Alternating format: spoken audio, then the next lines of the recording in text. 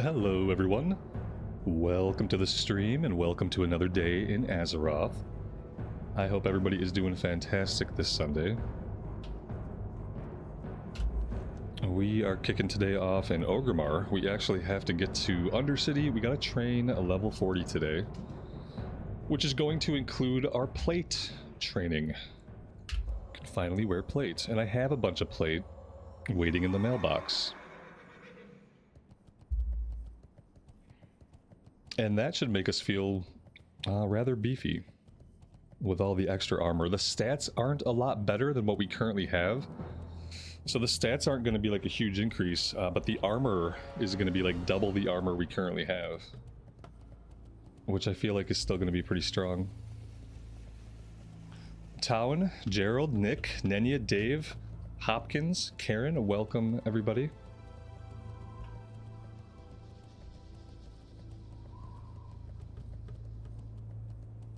Ashley, welcome to the stream.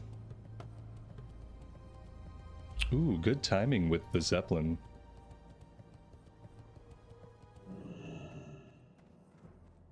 And we have 34 minutes left of Warchief's Blessing. I wish I would have noticed that we caught that, because maybe I would have put it into a Chrono Boon Displacer. Shouldn't have just left myself logged in like that, I suppose. Ooh, look at all the people on the Zeppelin. What's the Zeppelin capacity, I wonder?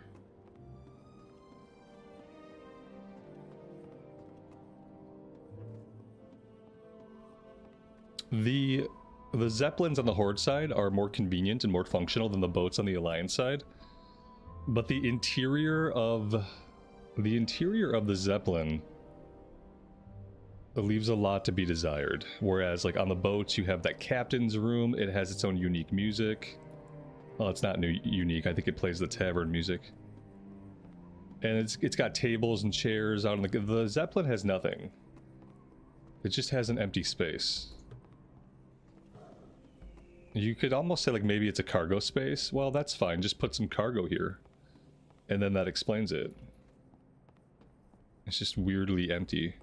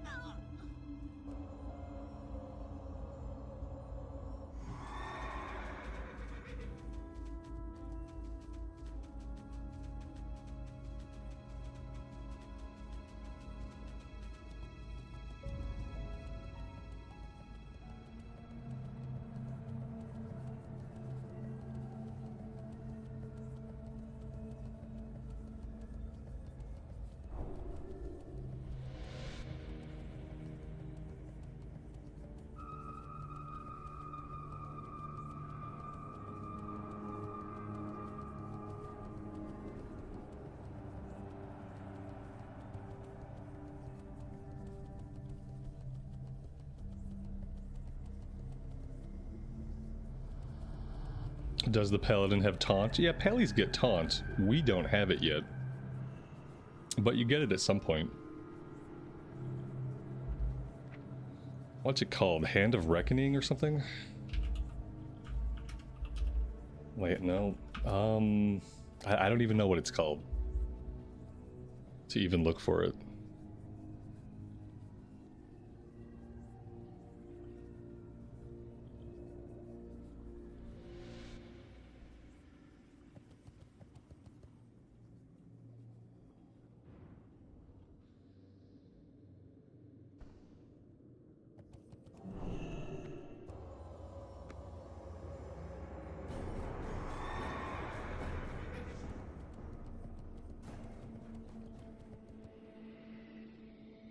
Righteous defense we already have, but we get the other one.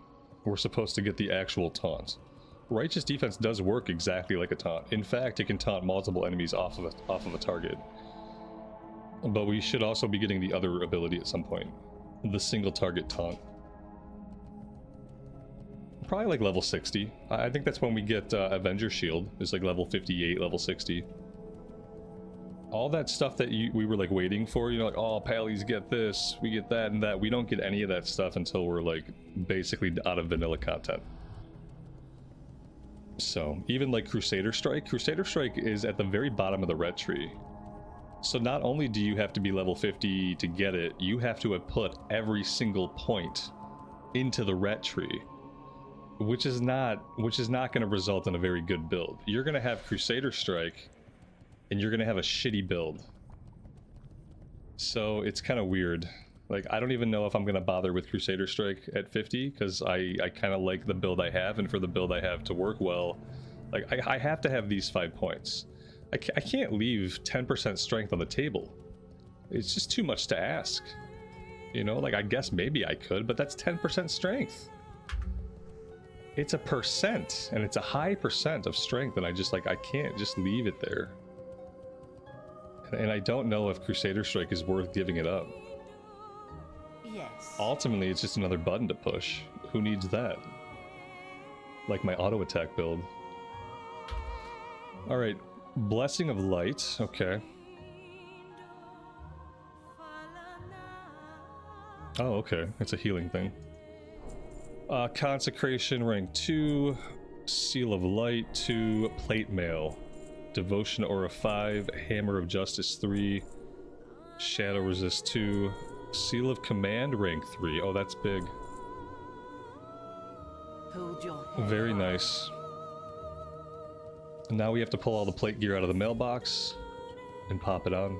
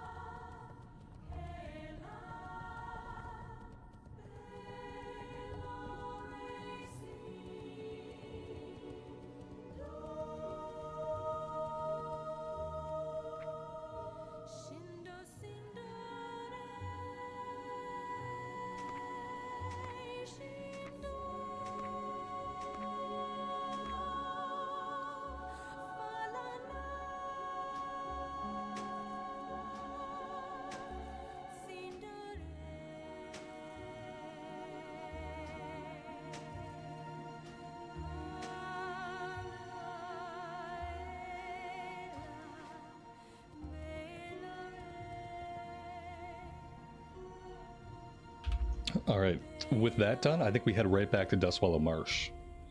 Or, do we dare look at the queue? I mean, if we wanted to try for the Ravager Axe, we are right here. This would be the time to do it, but dare we even look? It was really depressing yesterday, and let's see it. Armory. Okay, this looks a little better. It's not all pink. And so that's a little bit better. It's a lot better, actually. Yesterday was a complete shit show. It was all pink. We had one time when the entire queue, it was about this many people, and they were all Paladins. Every single one of them, for a couple minutes. For at least 2 minutes, it was a wall of Paladins. And, yeah, needless to say, we did not do any dungeons whatsoever. No, I want the Ravager Axe because it has the spinny effect on it. I want to proc Seal of Command sometimes and the spin attack other times, because I think that's going to be fun. Unfortunately, there are no healers right now. We can start grabbing some people. Now, yesterday I tried to grab people. I tried to put my group together, and no one would take my invites. It was like I had been blacklisted. It was like 4 people that I tried to put a group together, and none of them took my invite, and I eventually gave up trying to put together a group.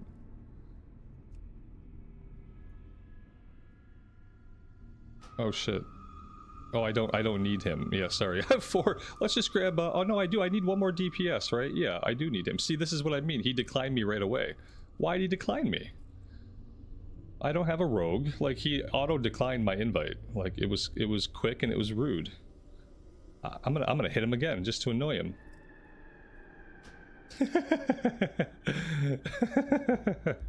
But you're in the queue for armory. Here, I'll whisper him. And be like, but you're in the queue for armory and I don't have another rogue.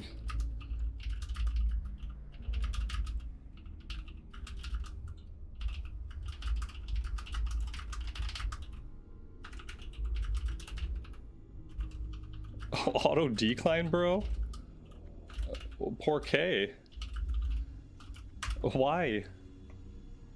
I just gotta like ask him. Because I'm so sick of this shit. I'm so sick of people being in the queue.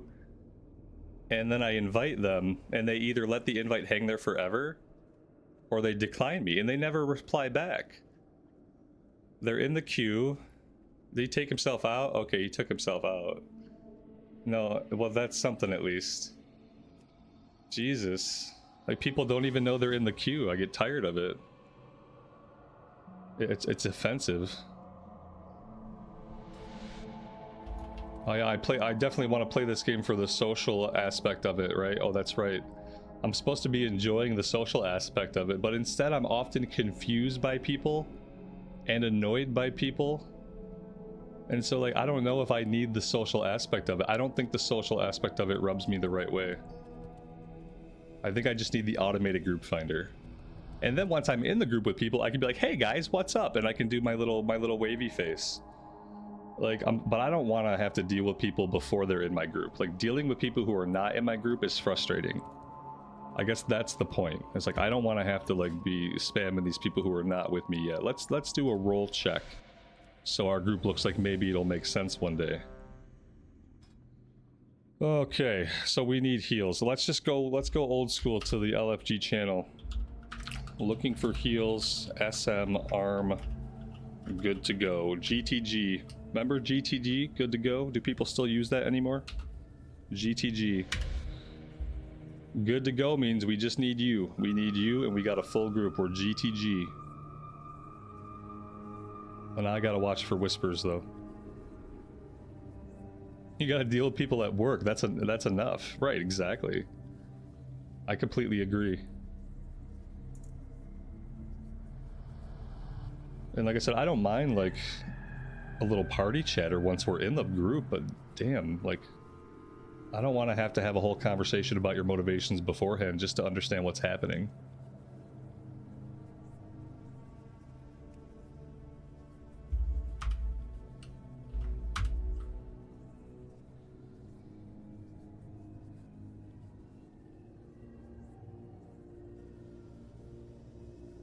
No, it's not a 2. It's the letter T. It's this. Good to go. GTG. It's not a 2. Yeah, we don't use a 2. That is good. Yeah, that's got to go. GTG is good to go. Yeah, it's different. I think it's different. Yeah, I still say GTG. Yeah.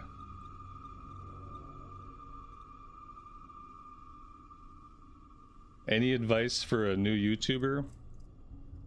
Don't quit your day job. Yep.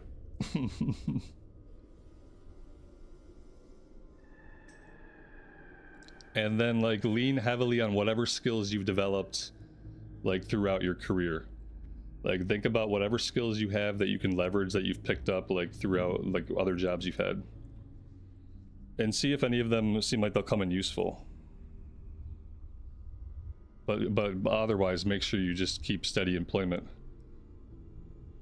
Even when things look like they're going really well, like you're like, damn, channel's doing good, feeling good. Like just keep working.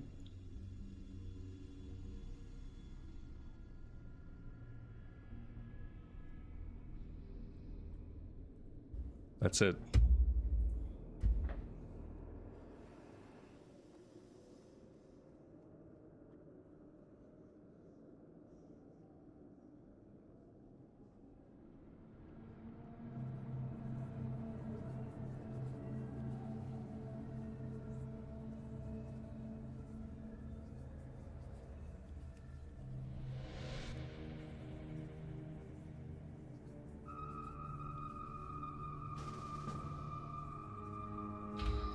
There we go. I mean, that only took, what, like 10 minutes?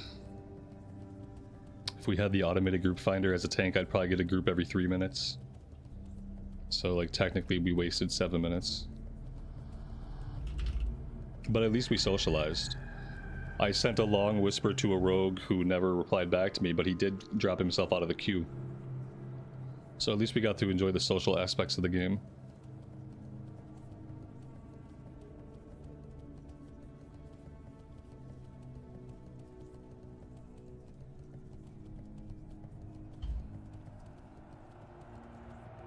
If I was like optimistic and smart, I would like always head to the stone, but I've learned there's no guarantee that I'm going to be able to assemble the group.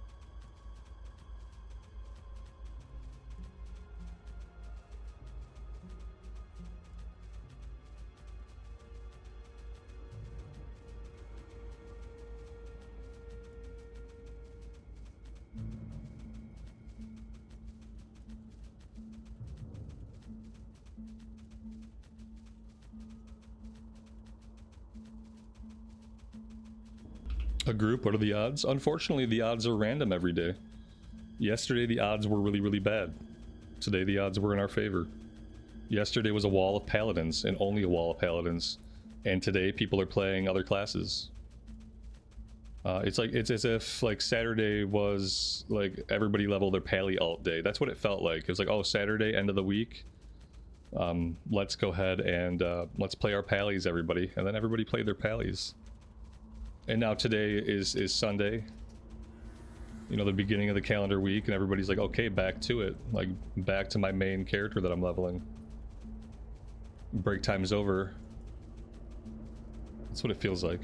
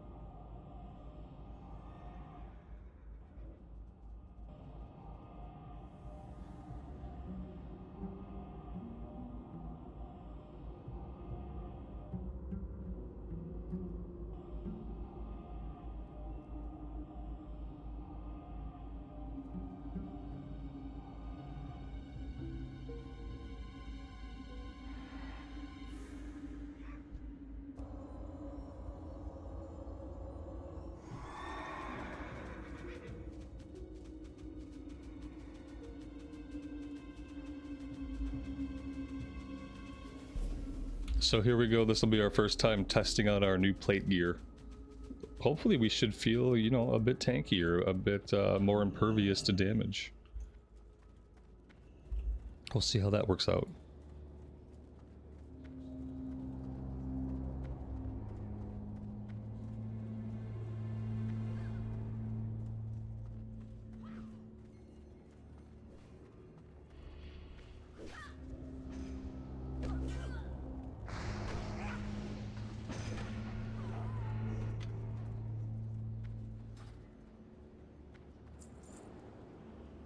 Did the druid get a summon? Yeah, I don't know.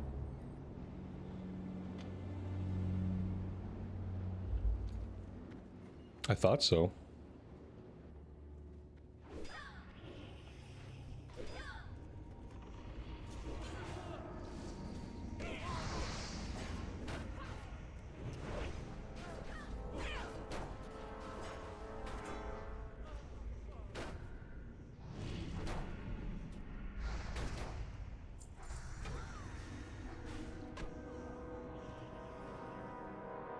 Yeah, I don't know. He's asking if anybody has a purple lotus blossom, but he's not asking for a summon. So, I mean, like, I think he got a summon, but he's not here with us, so now I don't know. Maybe we missed him. Yeah, I mean, he's not here, that's for certain. Maybe he's trying to do something on the auction house or something before he takes the summon. Oh, here he is. Yeah, he must have been trying to do something, like, in town or something before he took the invite or took the summon. There we go. We're good. We need Righteous Fury. Let's go ahead and buff everybody.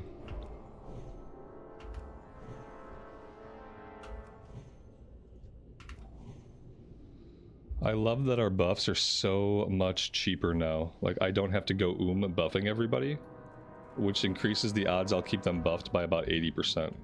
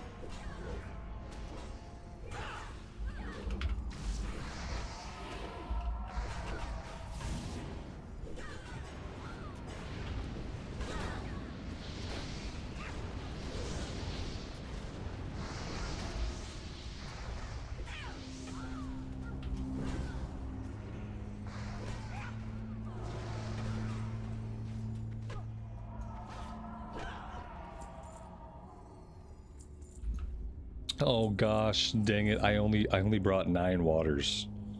All right, we're gonna have to figure out how to get through this with no water. So wish me luck, everybody. Oh dear God, I just made a serious mistake. You need 60 or 70 waters on a tanking pally, like per run, basically. Like 60 or 70 is a good amount to have at all times. This is gonna be rough. I wanted that other group. I'm just gonna have to mainly auto attack.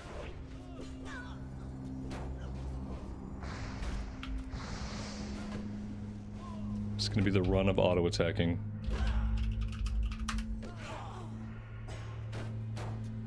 Let's just do a little reset.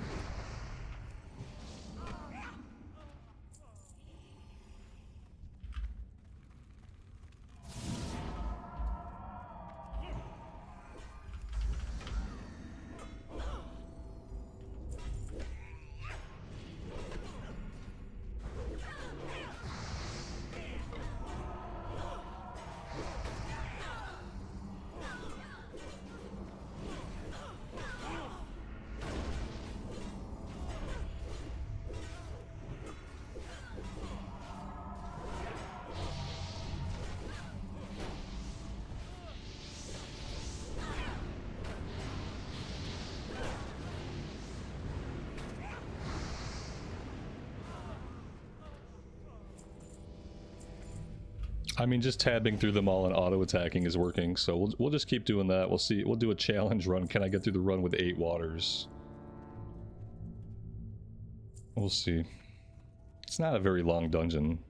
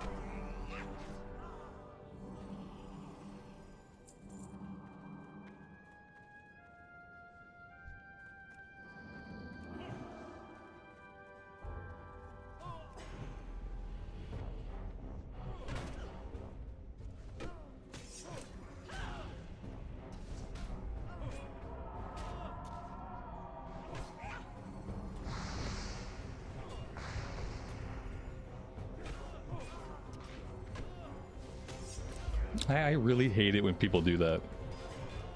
Like, it's the healer, so I can't let them die. That's the more frustrating part. I just don't like it. Like, what is it? Is it just that you're bored, but can't you let me practice my fucking craft too? Like, I get that you want to practice your craft or whatever it is you want. I want to practice my craft too. And my craft is tanking. And for me, sometimes that's careful pulls, that's appropriate pulls, it's pulling things back, it's handling groups in a way that's not going to leave everybody at the end of the pull. Like, let me practice my fucking craft too, please. And if you want to practice your pulling, then you do that as a tank. Don't do it as a DPS or a healer. If what you want to do is practice, you know, I want to pull this many in each pack, then do that. But do it on a tank. And when I'm tanking, let me tank. Let me practice my craft. It just fucking frustrates me. Like, you just want me to run through here like it's a Mythic Plus. It's not. I don't want to tank it that way. That's why I don't tank Mythic Plus.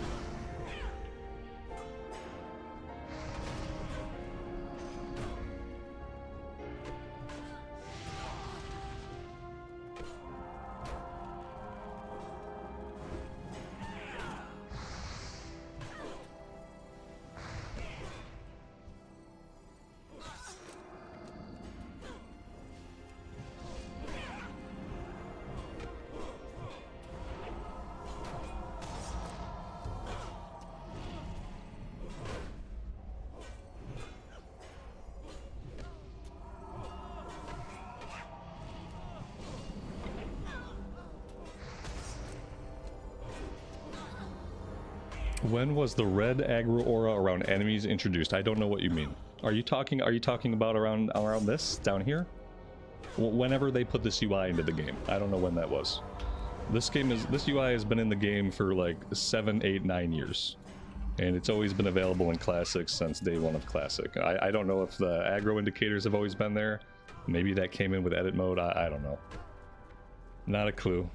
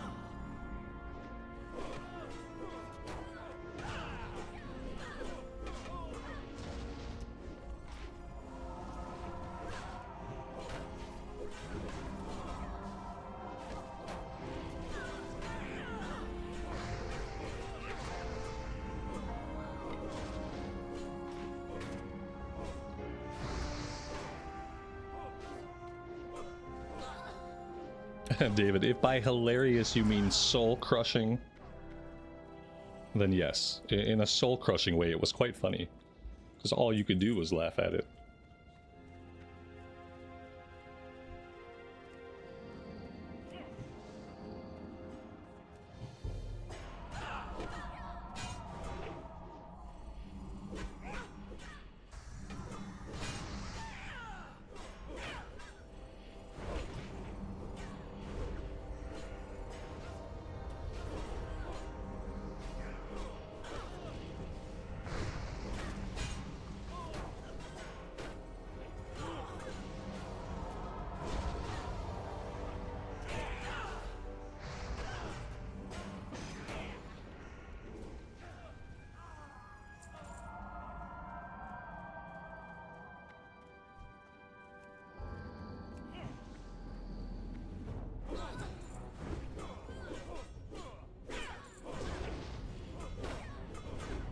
Yeah, I mean, when you roll the flavor of the month class, what can you expect, right?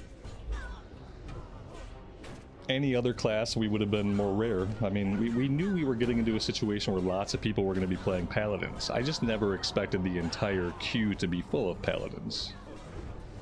But I guess I should have, you know.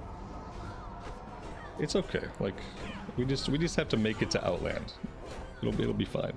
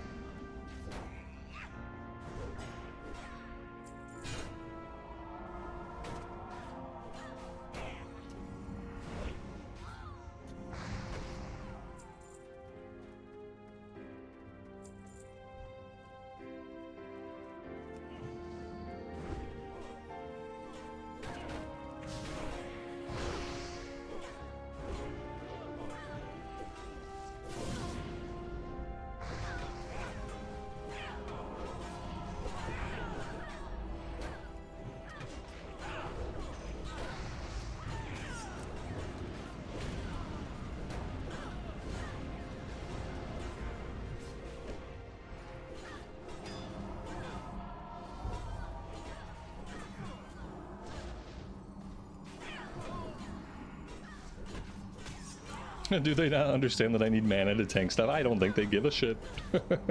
I don't know if it's that they don't understand. Not understanding implies an attempt to see, like, the reality of a situation. I don't think that they care. I think they're just bored and they're out for themselves. You know, and they want to assuage their boredom, and that's as far as their minds are contemplating. I don't think they're really thinking about me at all.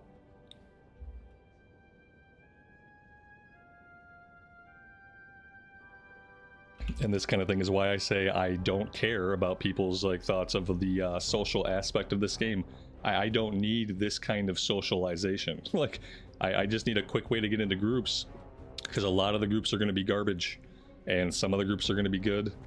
And I don't need the socialization because everyone's just playing the game. Everyone's just out for themselves, and they want to play the game in the way that they think is fun, and they're not thinking about me or my time.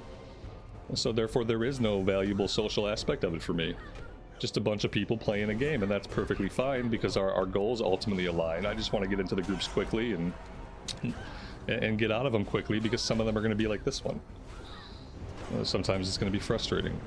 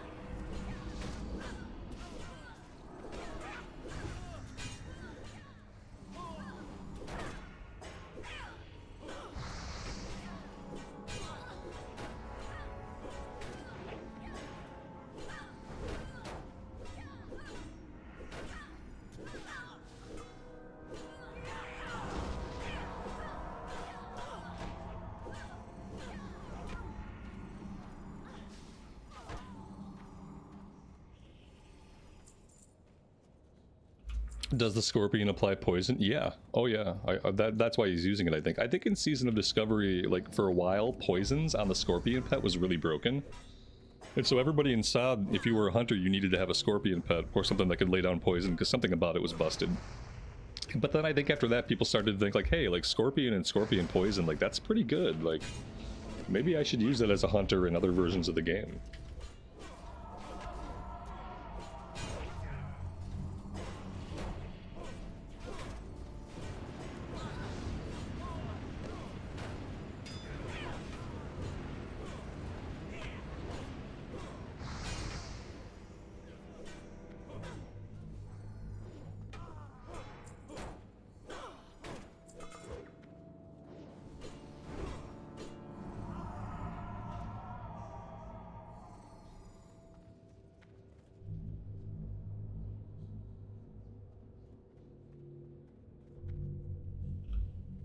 Tanita, welcome to the stream, and thanks for joining us today.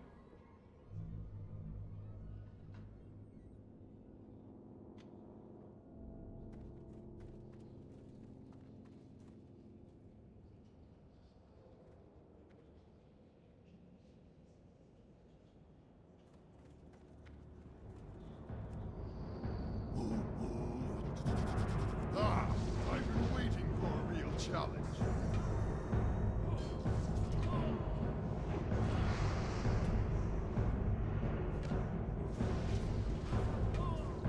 Fades of light.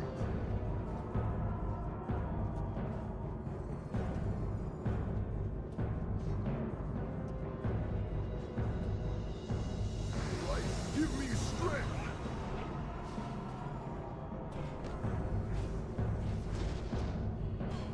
Fades of light.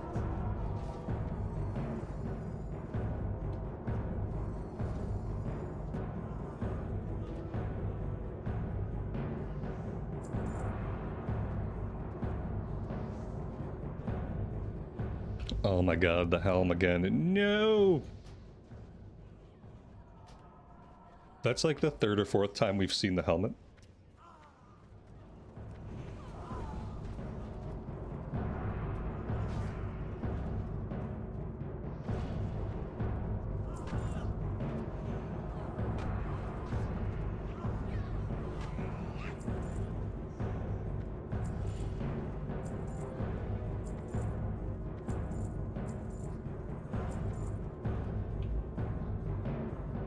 Anoki Sherry, thanks for joining us today. I appreciate you hanging out.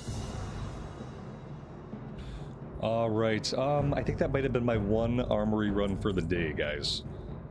Oh yeah, I want to get back to Dustwallow Marsh.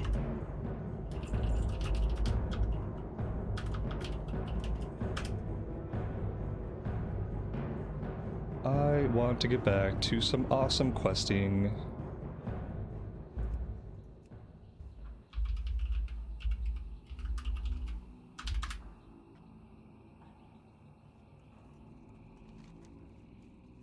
Alright, so everything left that we have to do in the zone is going to be in the south. So let's fly down to Mud Sprocket, and we'll start working down that way.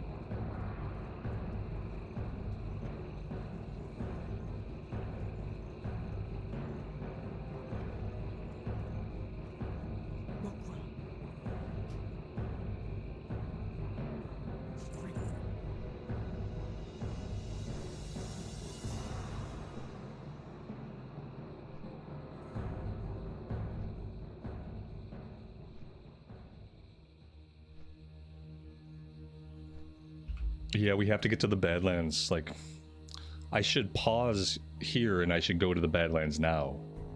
Some of this stuff is like level 36.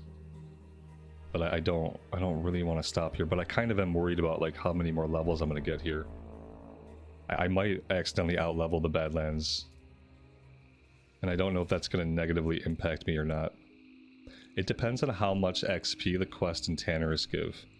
If they've buffed the XP like they have a lot of these other quests, like if we're getting 3,800, 4,200 a quest in Tannerus, then we should be okay.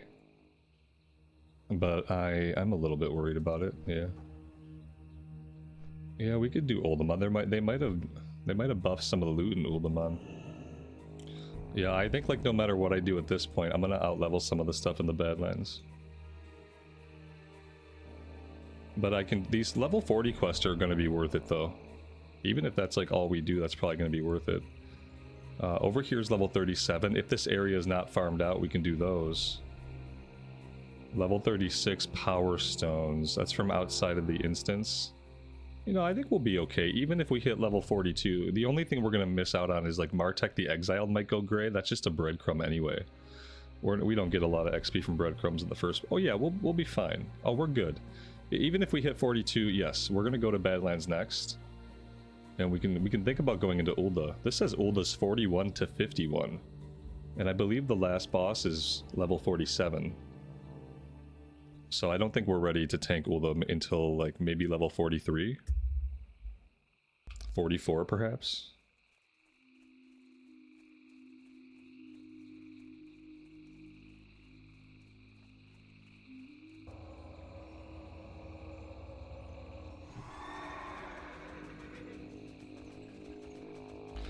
Alright, we have to pick up all the quests here still.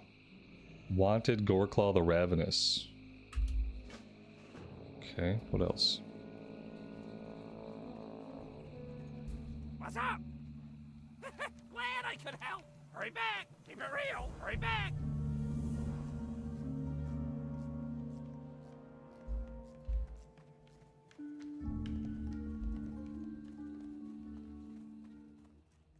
There's a couple of things in Swamp Arrows, but I think Swamp Arrows, we will outlevel that stuff. And there isn't a lot there, but there's a flight point there. So we're certainly going to grab the flight point. 5 Bloodfen Feathers. Okay. Let's set our Hearthstone here. I don't know if we're going to have to go back up to the other village at all. So we'll move our home down here for now.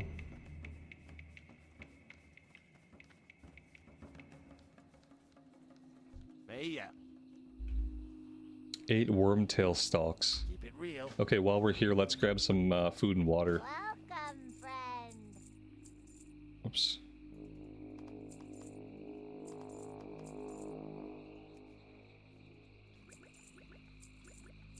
We can sell all of our old gear, clean up the inventory a bit here.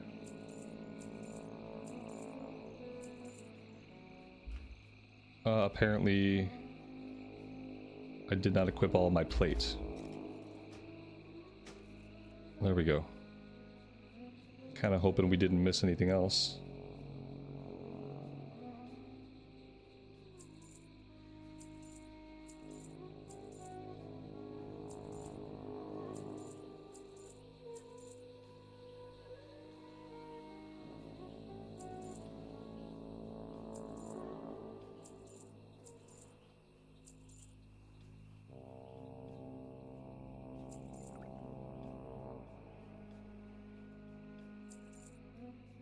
If you ever need any There we go. That looks good. So what are we going to do first? Let's just run north and let's start killing stuff north of here. I think we're going after like dragonkin things.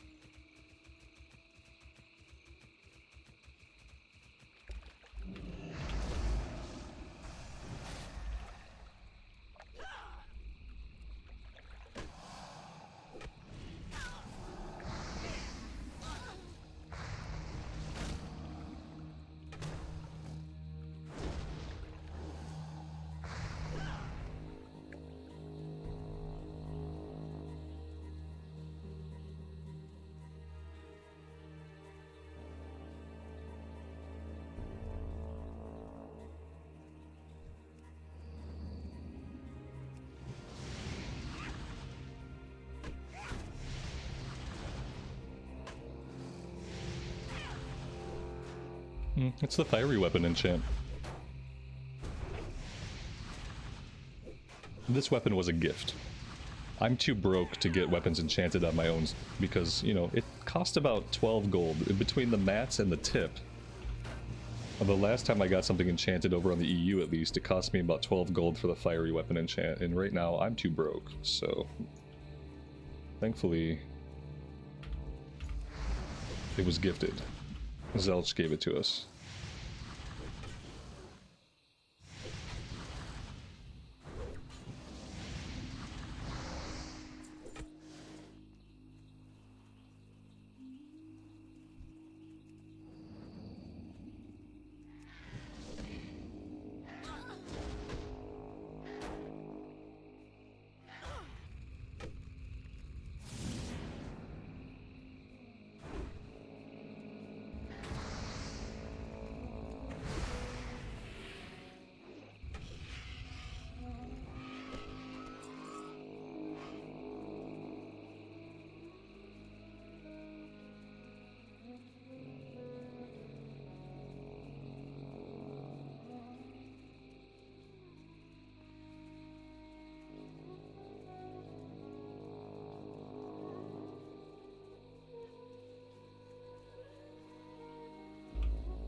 Camo Koneski, welcome to the stream. Thanks for joining us today.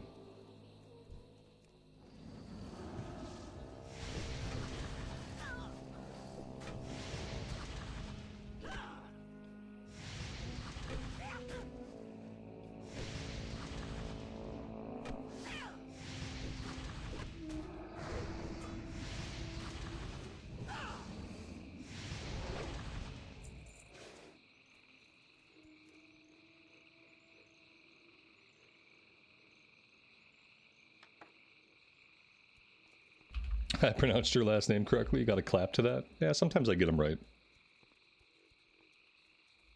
I taught in-person classes for a corporation for about 6 years. So I had some practice pronouncing names that, you know, were difficult.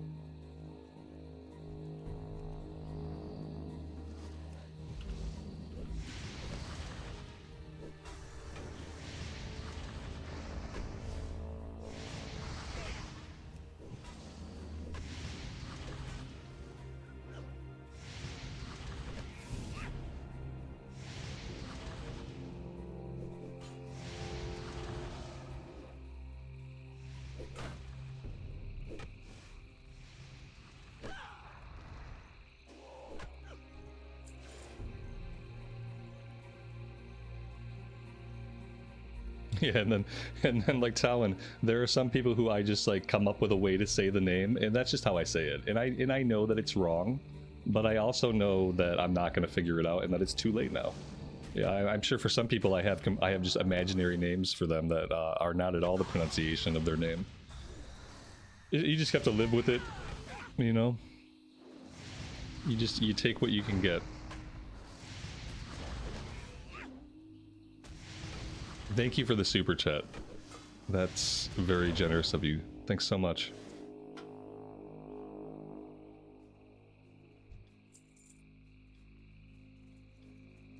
But then what I try to do is, like, if I'm pronouncing your name wrong, I try to be consistent about how I'm pronouncing it wrong, you know? I try not to say a different wrong thing every single time. I pick one wrong thing that comes out easily, and then I just stick with that.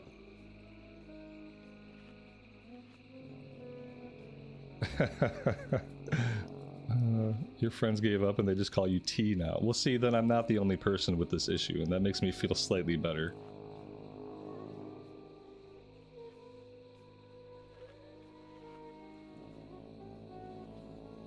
I'm attached to how I say it now, so there's no changing it at this point.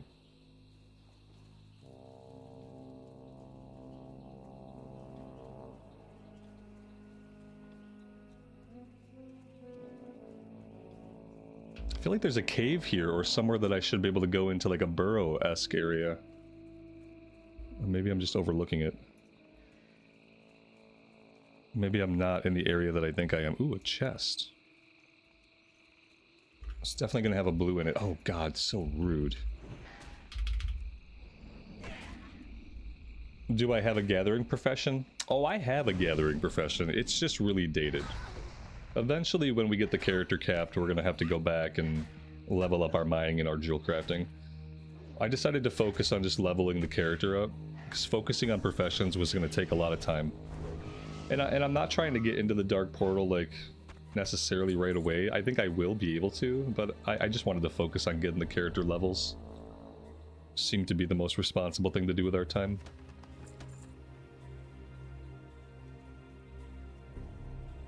Yeah, we have mining at like 150 or something.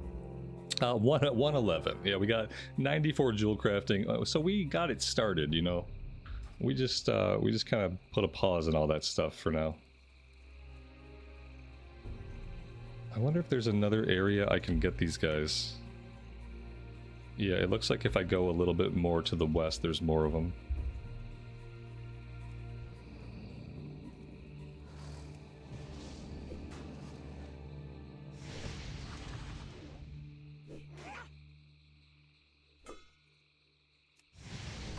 Yeah, TBC is WoW Classic at its peak. Some people really like Wrath of the Lich King, and Wrath is good too. But I feel like TBC is currently the most refined version of Classic WoW. There's just enough quality of life and just enough like spec and class improvements to make it superior to vanilla. Having the Blood Elves all on its own would make it superior to vanilla in every way, but that's because I'm biased.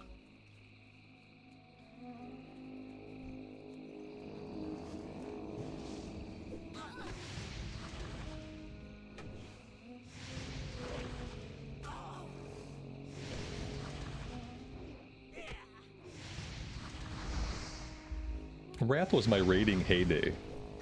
So like Wrath will always have like a place in my memories. But when I think about just like the sheer like just the leveling gameplay, I don't know why I think TBC is always better for me. Maybe because like the leveling gameplay by Wrath, you have to like leveling through 2 expansions. Ooh, it feels long, you know? Like you get out of the vanilla content faster, but then you know you gotta go through Outland, but then you gotta go to Northrend. So the leveling for me like isn't as good in Wrath. Because it's just like, it's too like chunky, and then you get this sense that like you've gone like back in time and like parts of it feel weird. Like when you go to Outland, but you know Northrend is waiting, it just feels weird to be going to Outland at all. Yeah, it kind of ruins the Outland experience once Wrath is out, because then you're just trying to get through Outland as soon as you can. You know, you're trying to just do Hellfire Peninsula and Zanger Marsh and get out. Like you want to hit 68. And you want to get out, and so it kind of, for me, like Wrath just kind of ruined the leveling in the Outlands. So, yeah, I like my level 70 level cap.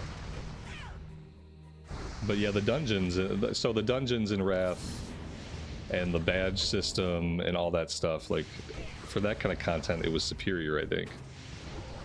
But then Wrath is where you start to see more of that lean in towards like the end game development and making sure there's more and more to do at end game and stuff like that. Like that was, Wrath was when that really started.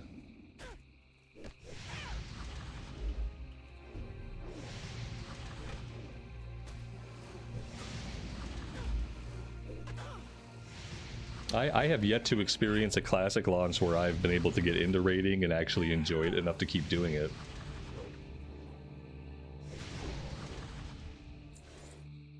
I think some of the most fun I had with raids were just like the quick sloppy raids we did in Season of Discovery with Mitosh's guild. I think that was like some of the most fun I had raiding in Classic, and I don't even know if that counts because it was at the tail end of SOD. But yeah, I mean, I raided some in Wrath Classic, as like I mostly pugged those as a healer, and that was okay. Never really had a guild for Wrath. Kata, I just haven't been able to get into raiding. You know, nowadays I just prefer 5-man content. We gotta hope that they put Heroic Plus and Heroic Plus Plus dungeons into TBC.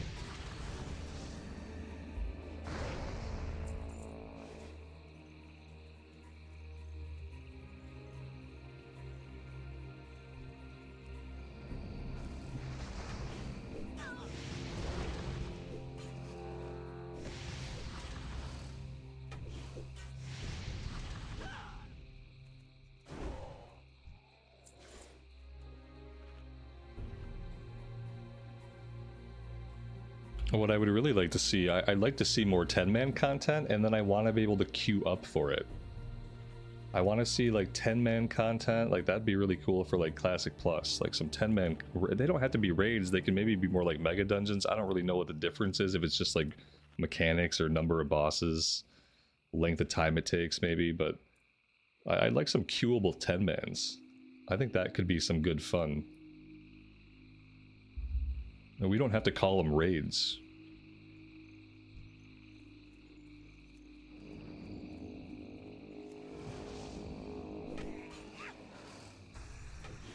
Like maybe a 10-man is a mega dungeon in Classic Plus. Like, you know what I mean? Maybe the terminology for Classic Plus is we get mega dungeons, and a mega dungeon is just a 10-man dungeon. You know, it's a dungeon designed and scaled for 10 people, 2 tanks, maybe just 1 tank, 2 healers. Yeah, I think maybe just keeping it simple. 1 tank, 2 healers, and then some deeps. And you queue for them. And then they're fun. Make them kind of big, but don't make them 3 hours. And, something I'd like to see. So I think like for some content, like 10 man is a good group size. I prefer 5-man content, but if you want something where you can bring a few more people, I think 10 man is a good size. Once you get up to 25 people, it's just like, okay, well, it's a situation where not everybody really has to pull their weight. You always feel like you're having to coach somebody. You can, no matter how many times you do the fight, with 25 people, there's always a couple people that aren't getting it. And so you're always coaching, you're always coaching, you're always coaching, and like you're not playing as much because of that. And with 10 people, there's more accountability, and like everybody gets to learn the mechanics because it's a little bit more clean of a visual field, and that you can see a little bit better because there's not people standing on top of everything. I feel like it's a better environment to learn mechanics.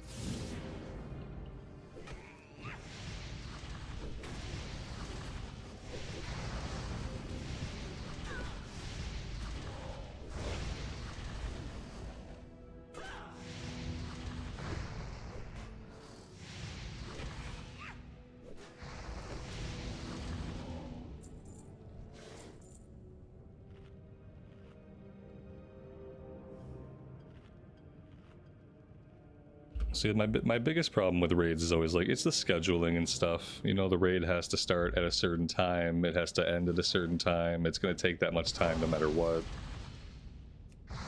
You'd think it'd be easy. You'd think like it'd be easier as you get older to like schedule time in for something like that, but it's not.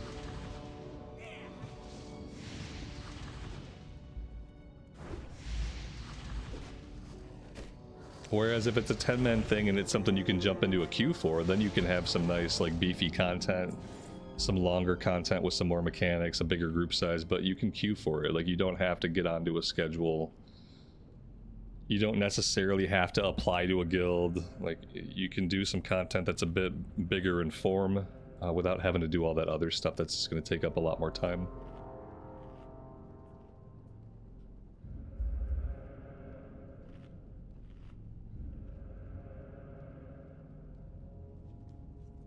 And I think the way that's different is if you're in a guild of people who you consider your friends.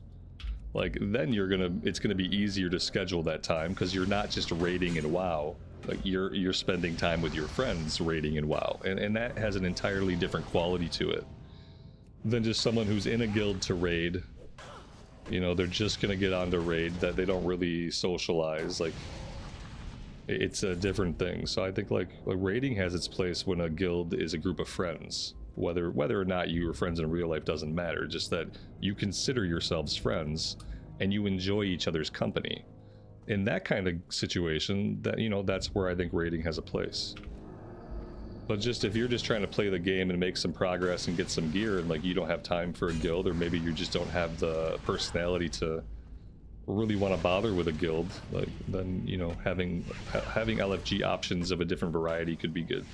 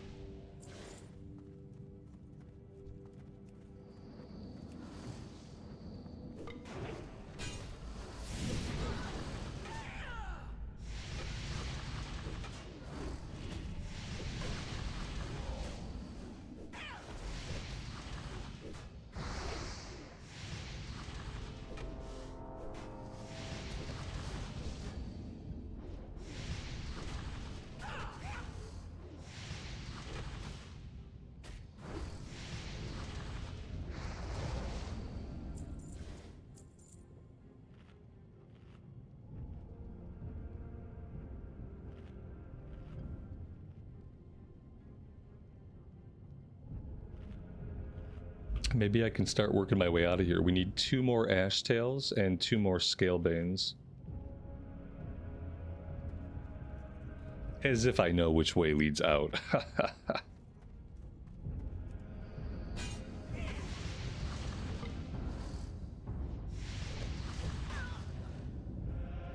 Oh wait, there might be something back here. Mox Strongbox. I thought I already picked up the Strongbox, did I not?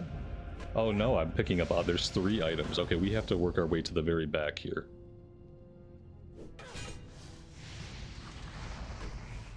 Dante, welcome to the stream, buddy. Thanks for joining us.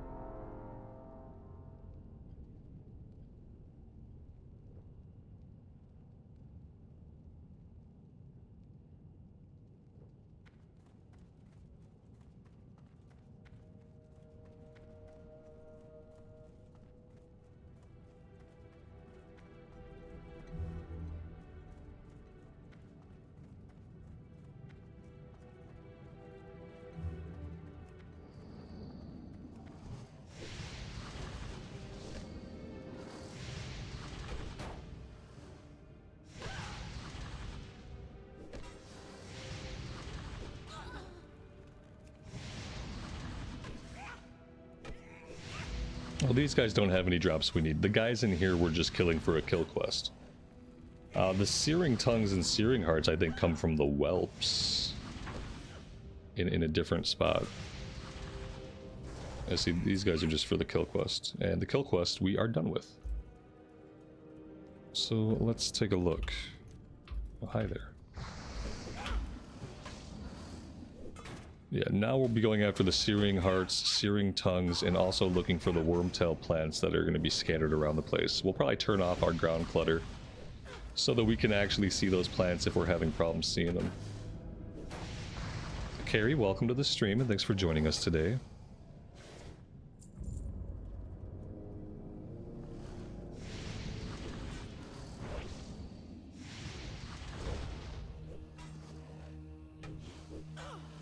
Do I think with Classic Plus they could fix Alliance questing because you feel like they put more effort into the Horde side? See, I don't think that it's that they put more effort into the Horde side. I think what they did is their development was a little bit different way back then because they were still learning how to best do things, I'm sure. And I think they made all the Alliance side stuff first. And so that's why some things on the Alliance are better. Like all the physics and the rigs for the races are all better on the Alliance side, but the questing routes and the flow of questing leaves a lot to be desired. And so then they made the Horde second. But, you know, they didn't have as much time, so some of the rigs and some of the physics on the character models kind of suck. But they learned a lot of lessons from playtesting the Alliance side questing. And then when they started cramming all the Horde side questing in, I think they took some of those lessons, like where to better put flight points, where to better send the Zeppelins and stuff like that, that makes the questing on the Horde side, the flow of it feels better than the Alliance side. That's what I think. There's no way to prove, like, how things went down. But the reality is, Alliance has pretty races with good physics and questing that is meh. And Horde side had ugly races with bad physics and bad animations, and their questing was better. And yeah, I'm sure when they do Classic Plus, they'll be adding quests everywhere. And probably adding travel options too. And that's some of the problem on the Alliance side, is that some of the travel options suck. Especially if you're wanting to bounce between Kalimdor and Eastern Kingdoms. There's just no real convenient ways to do it. Whereas the Zeppelins make it incredibly easy for a Horde player to zone hop like that. But yeah, I'm sure they'll look at things like that and implement changes.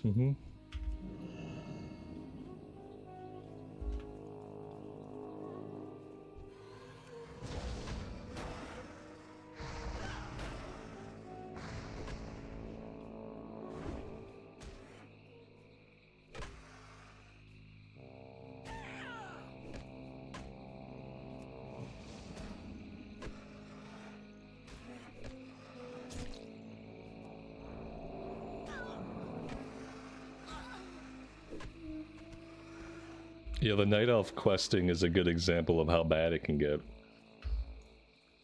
Because the low-level Night Elf questing is rough, and you can't leave the area easily because of how hard it is to do that whole continent hopping thing, so you don't have any other options. And then on the Horde side, there's nothing like that. You never feel trapped. Even if you're a Tauren, it's relatively easy to run yourself out, you know, up into the Barrens and into Durotar.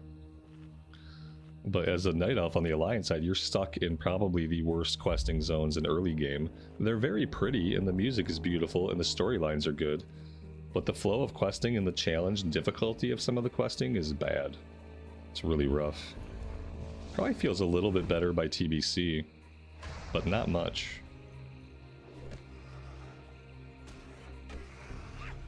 Ember, good evening to you and welcome.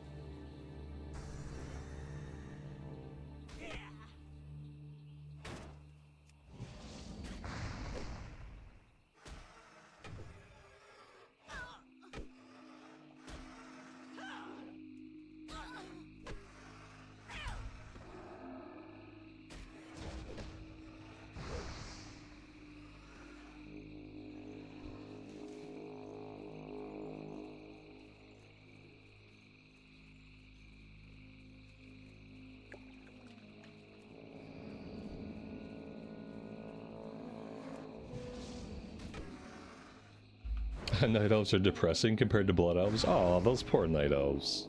Oh. I don't know if depressing is the right word, but their quests leave something to be desired. Aesthetically, the Night Elf areas are awesome. I even like their city for how like unique the architecture is compared to other stuff in the game. But yeah, even Darkshore is bad. All the way through Darkshore is just bad.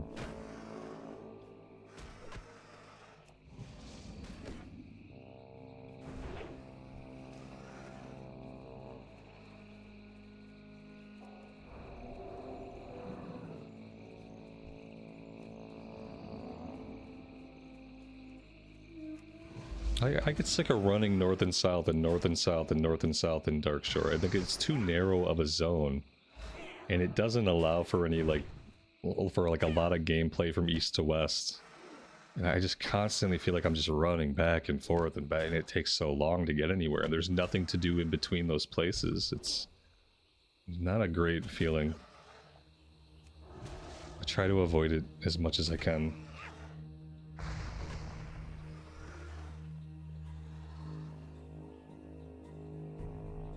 It's a zone that needs help. It's a zone that could really benefit from just another flight point somewhere down at the Ancients Grove. If you had a flight point down at the Ancients Grove, like, that could help out. It's a zone that needs another travel option. And that could probably fix most of my problems with the questing, because to me it's just a lot of running back and forth north and south. Like, continuously. And it's like big distances too, and there's nothing really to do between when you're running sometimes. It starts to feel tedious in ways that other zones don't. You're seeing the same column of the zone like repeatedly no matter what you're doing, because you don't have a lot of room to go in other places.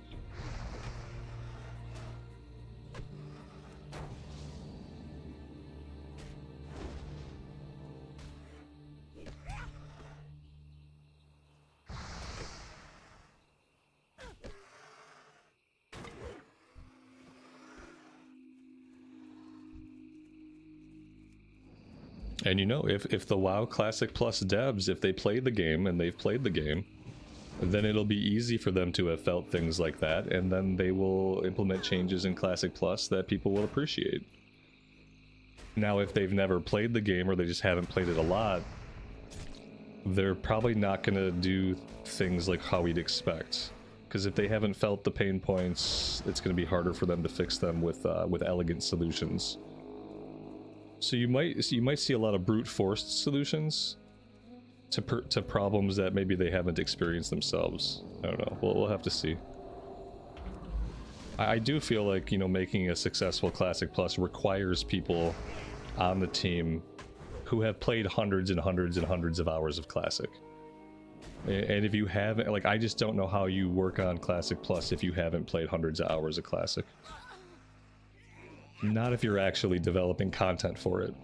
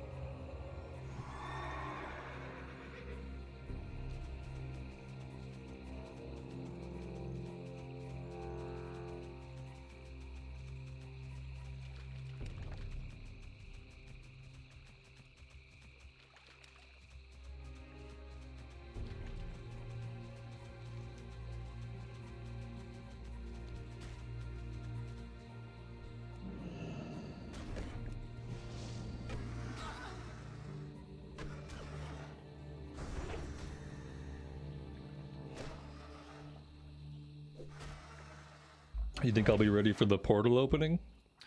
In 5 days? Is it 5 days? The portal opens on Thursday, right? But it's Thursday means like 6 p.m. my time. On Thursday, I think. I don't think I'm gonna bother and even looking till Friday. I don't know. Oh, that was not the button I wanted. Whoops. Well, that's one way to blow lay on hands. It's not the buttons you're looking for. I don't know if I'll be ready or not, but I'm not worried about it. If I'm not ready, I'll be very close, and it'll be a matter of 1 or 2 days difference, and I'm not concerned about it either way. I'm not in a rush. You know, I wake up each day and I think, what do I want to do today? And so far it's been get on this Paladin and level it. And so that's what I'm going to keep doing.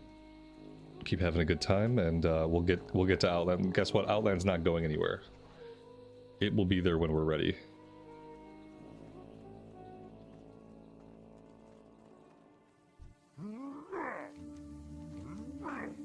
And if we're a little bit behind everybody else, then that works perfectly, because then people will clear out of some of the early questing by the time we walk through the portal. And that's just going to make a smoother experience either way. 10 Black Dragonkin Essence.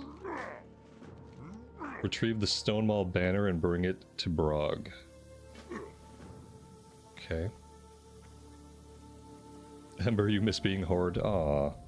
Yeah, see, I don't know how the guild ended up on Alliance. It's kind of weird. Because the guild was Horde side in Mista Pandaria, but then suddenly, CNET's guild went Alliance for TBC for some reason. I mean, we had a lot of conversations about how Blood Elves were the best race in the game, so I don't know. I don't know where the disconnect was. But then again, not my guild, so... not my choice. Keep it real.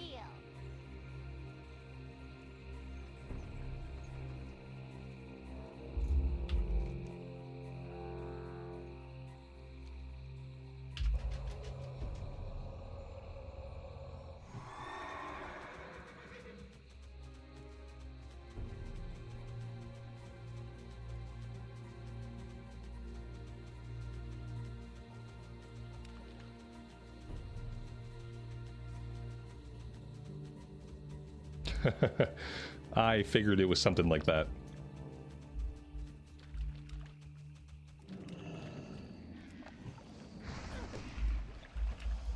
If he could have been a Blood Elf warrior, then maybe it would have went the other way. Sadly, no Blood Elf warriors until Kata. No, who am I kidding? They would have put his blood elf into like short shorts, and the first time he had like hot pants on, he would have logged out and made it human. And basically all of the male blood elf armor is like hot shorts, like just like 6-inch shorts.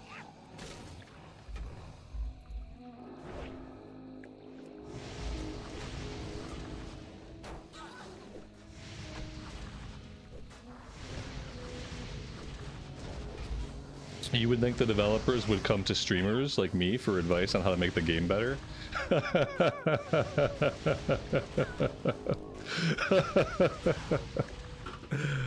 Whew. Shit. Oh, I should have healed myself. You got me killed with that insanity. Are you crazy? Oh my god. I should boot you. Oh man, that's a good laugh, man.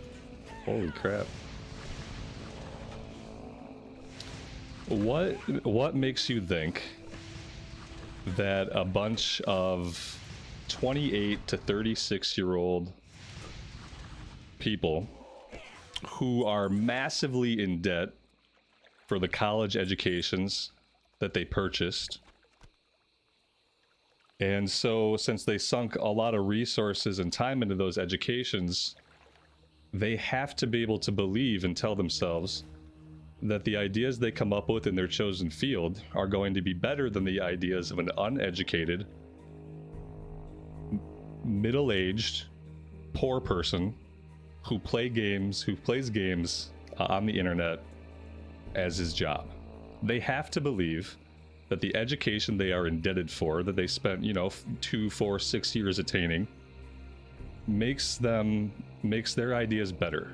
And it's not like they think this in an offensive or an aloof or in a conceited way, but in the back of the mind, there has to be this belief that this is the case.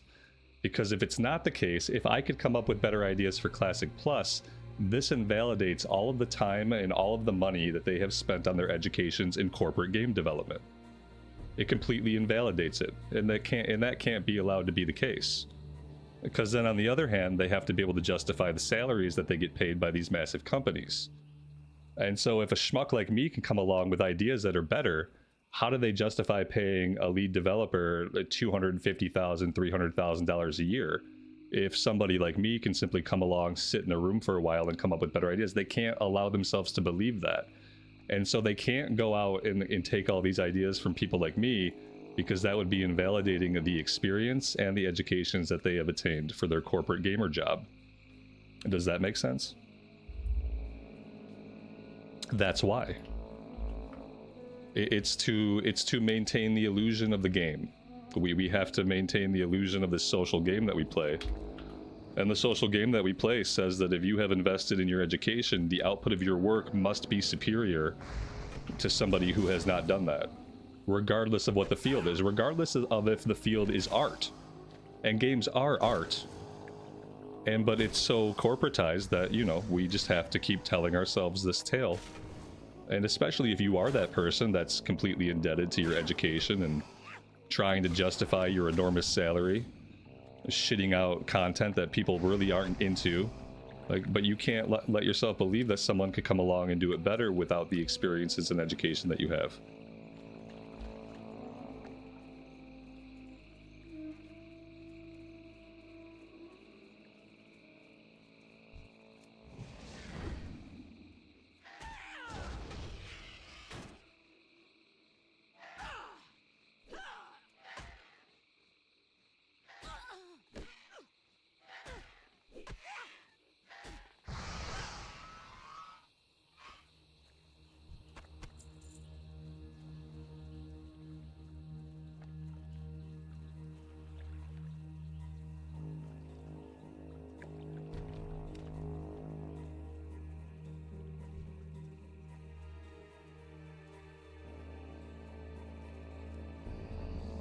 I have to use the item. That's what I'm missing. Oh, I've been missing this part of it all along.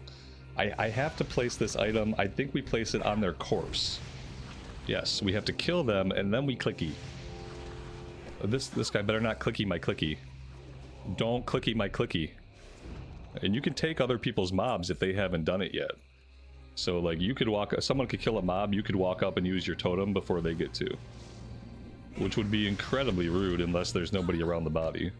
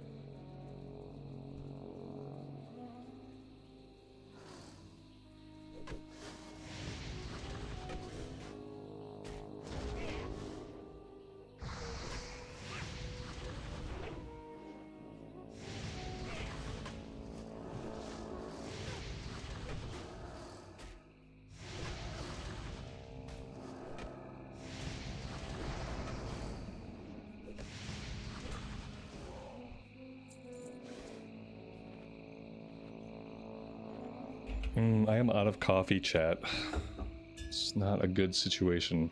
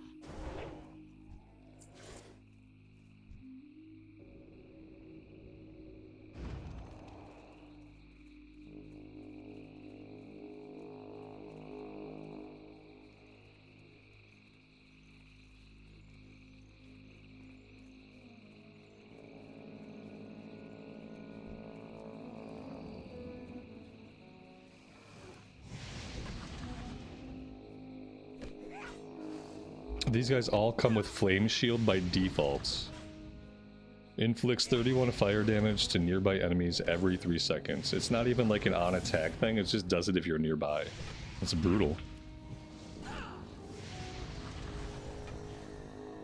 Well, they also have that Fire Nova that hits for a ton of damage for some reason. The Shamans in Stranglethorn have that same ability, and it also hits for a ton.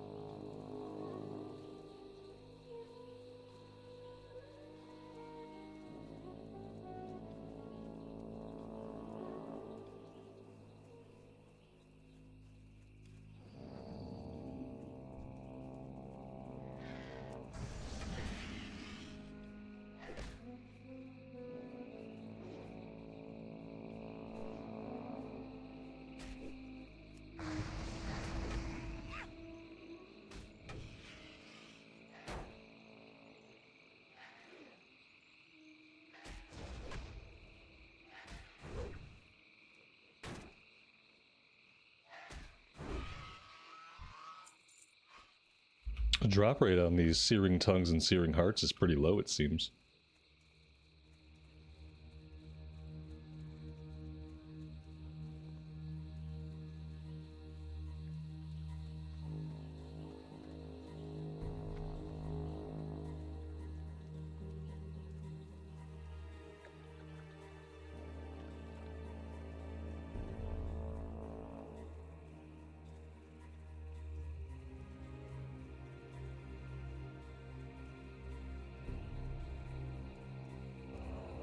Well, past couple days we haven't really seen this, where areas have been completely farmed out.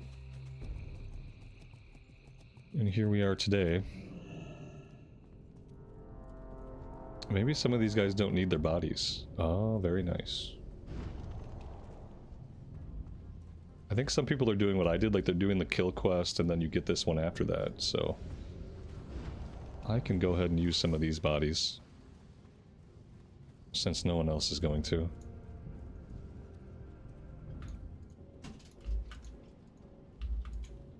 Out of range. How can I possibly be out of range? I'm standing right on top of it.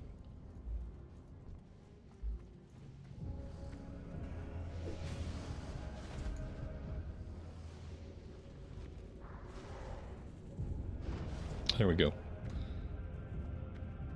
Now we're done. Now we have to get the tongues and hearts.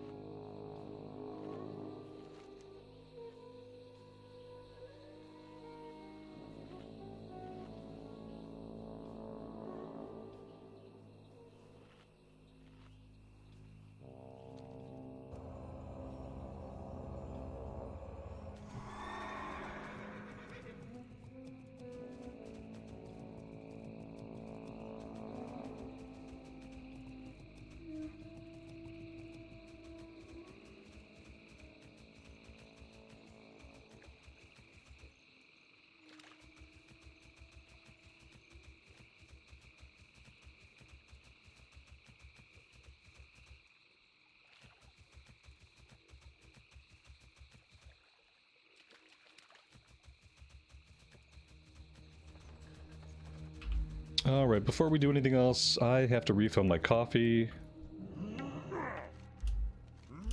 And one or two other things, and then I will be back.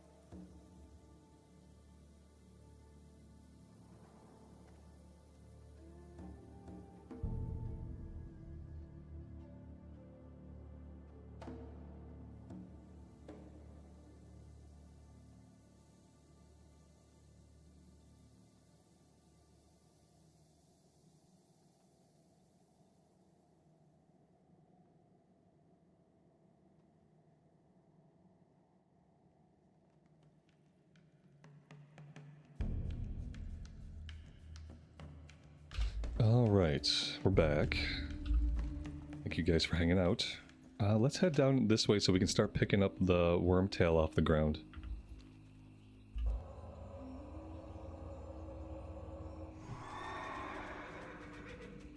We'll see if we need to turn off our ground clutter or not. No, they sparkle enough. We can see them.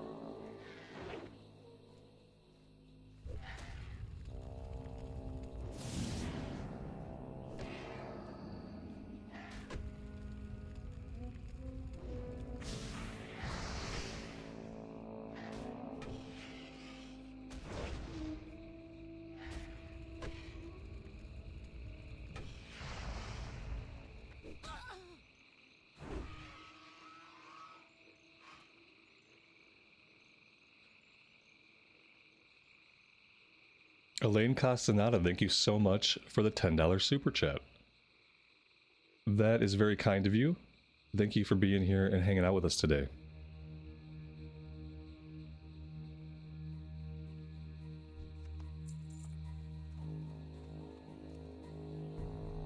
The Tauren Warriors is one of my favorite playthroughs. Tauren Warrior, Human Rogue in TBC, and Human Mage. I kind of did all those around the same time. But the Tauren's one of my favorites.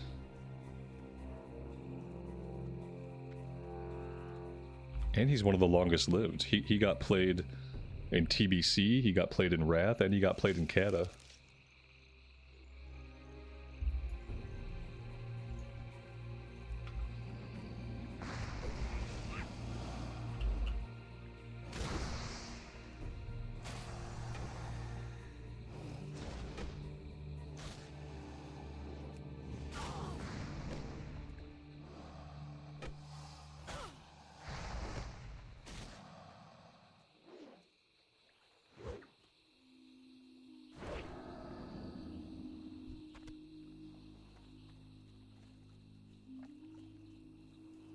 Alright, so we have all the pickups off the ground. We're looking for a couple more searing tongues. So we gotta find some more whelps. Maybe we can head back in the direction of town? Or maybe we loop... This path down here was pretty good for us. Maybe we loop back down that way. See if we can get the rest of our items on the way back to town.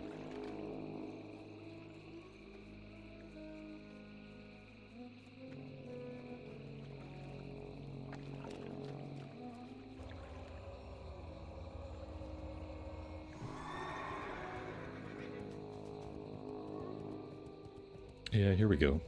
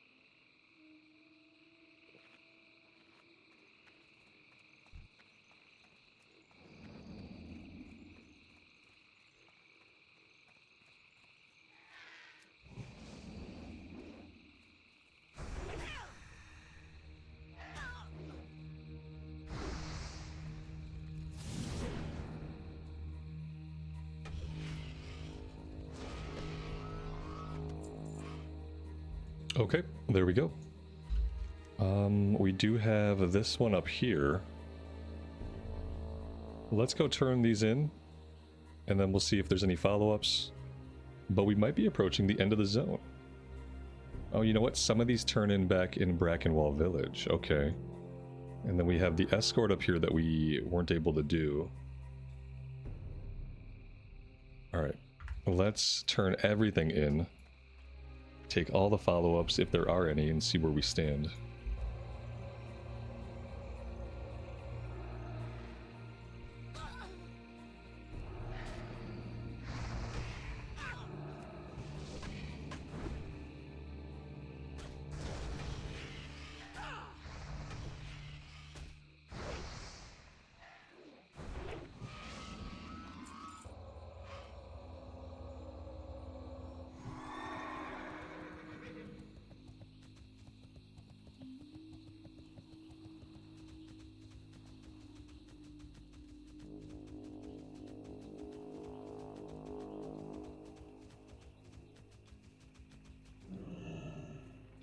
Yo. Be good. Have a good one.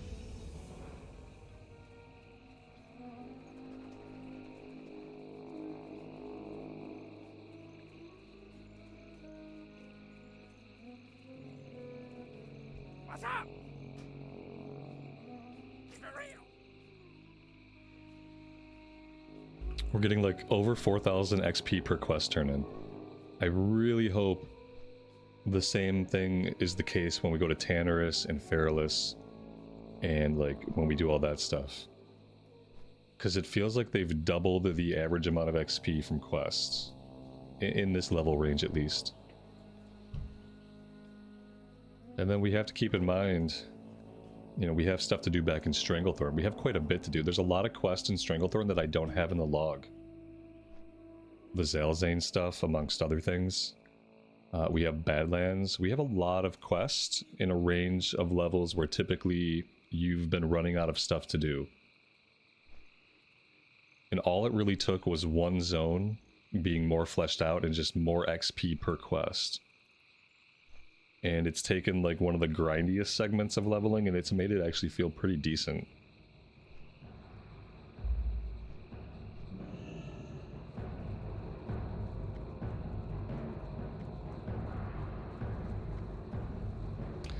We have a quest turn in here, but I think the guy who we turned it into at some point in the questing becomes an aggressive mob that you have to kill.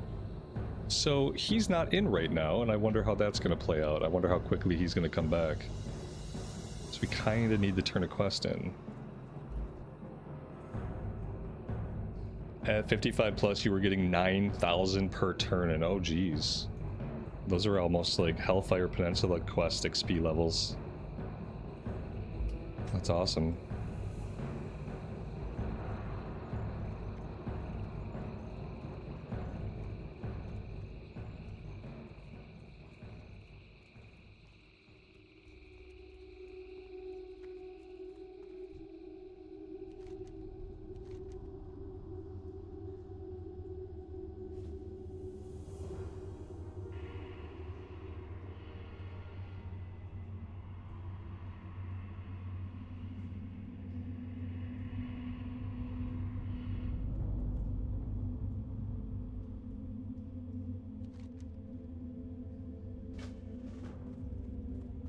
Oh, there he is.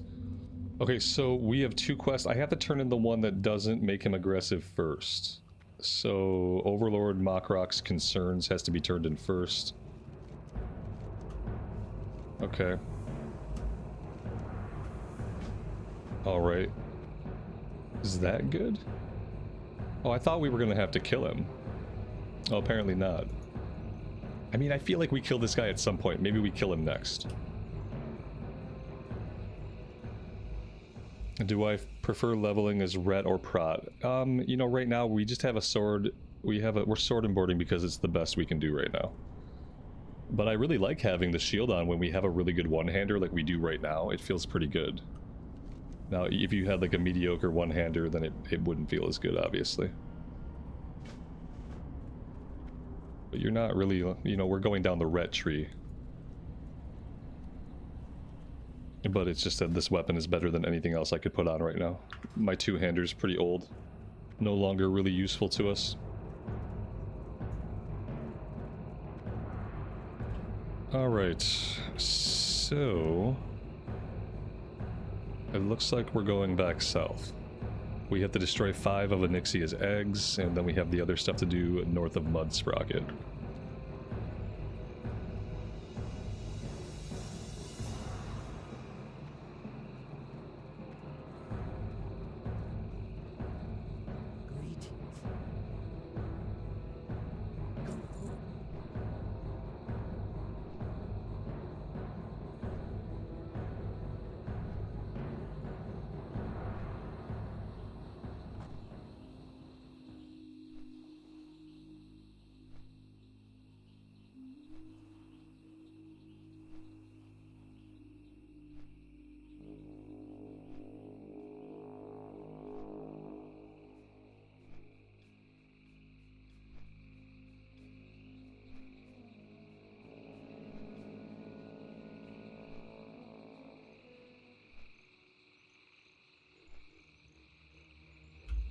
Am I gonna go after the mallet for Zul'Farrak? LOL? I don't know, probably not.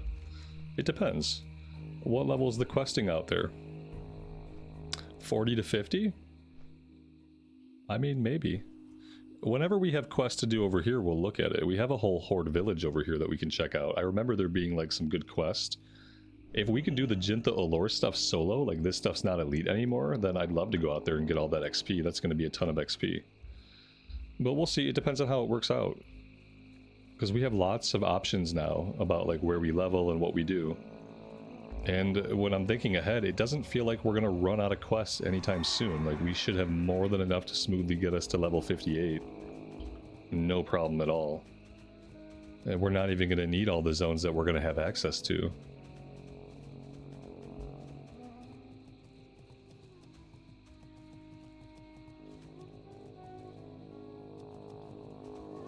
Let's come over here and do the banner.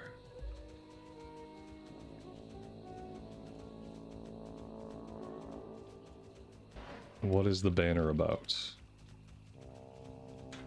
I do not see a banner. Is the banner something that's underground? I think the banner must be something that's underground.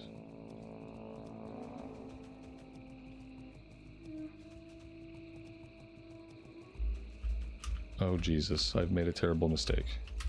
Get me out of here! Okay, we're fine, everything's fine, we're all fine. Do I have to plant the banner? I don't think so. No, not that I know of. No, it says, this says to retrieve the banner. I have 0 out of 1 banner, and so if I was gonna have to plant a banner, I would have 1 out of 1 banner, and I would have planted banner 0 out of 1 times. But this is indicating it's something that I need to get. Maybe eventually I do plant the banner, as one does, but right now I think I have to get banner.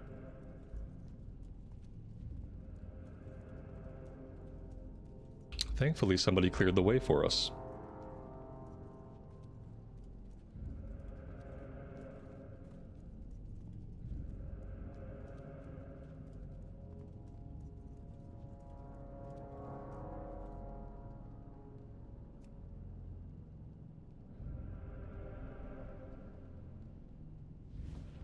There we go, banner acquired.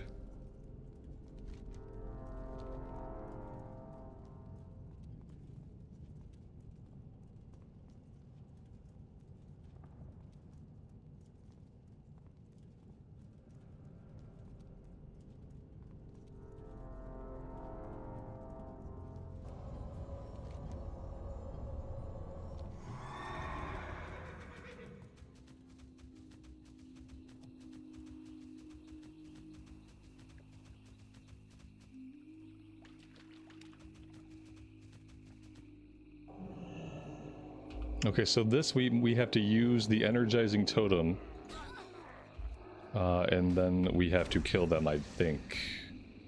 Or maybe we kill them and then use the energizing totem. I don't know. using it while they're alive didn't seem to do anything. We have to lay them to rest, so I'm assuming we kill them and then we use it.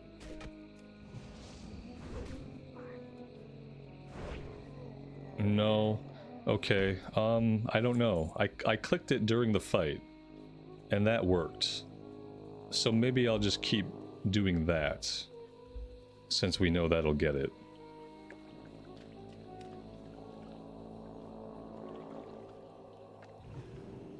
Oh, okay. No, I see what's happening. Manually clicking on the bones is triggering the effect. So that's all we have to do. All we have to do is click on the bones and then kill them, I think. I don't think we have to mess with this outside of that. Let's see if we get credit. Yeah, okay, all we have to do is click the bone piles. It uses this when we do so.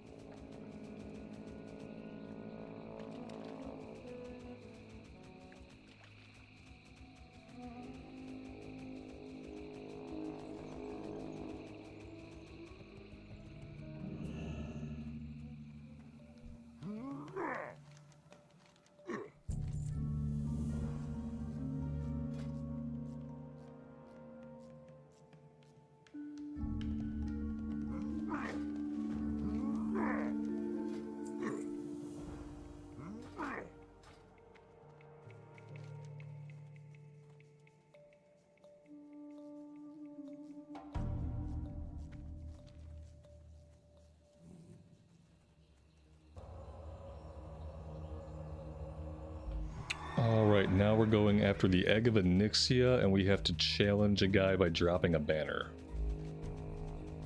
Over here to the east.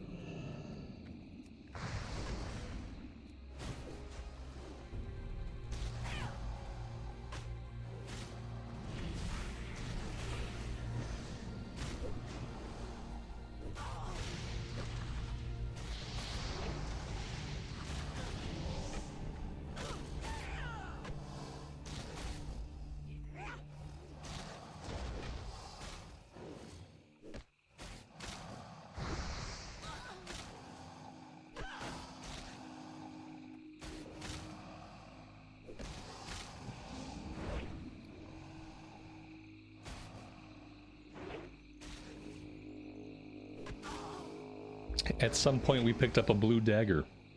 The Ziggler. A BOE blue dagger. Requires level 34, 59 top end damage, 26.5 DPS, 1.7 speed. Chance on hit to blast a target for 10 to 20 nature damage. That's cool. That might sell. Level 34 weapon. Might sell for a little bit of gold. It'd be a really good offhand for a rogue that uses daggers. I don't know how many of those there are. I mean, rogue DPS overall is pretty bad in TBC, so we'll try to check the price on it next time we're in the city.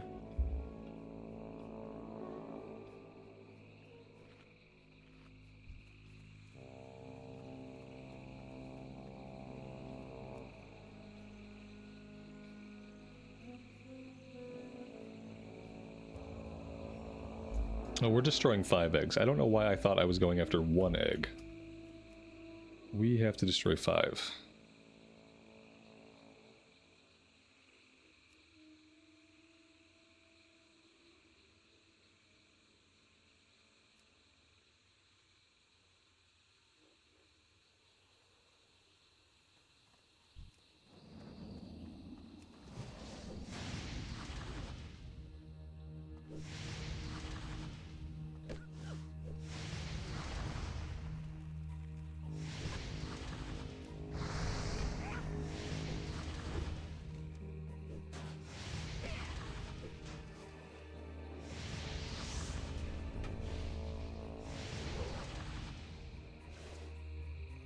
Yeah, Goreclaw's all the way over here.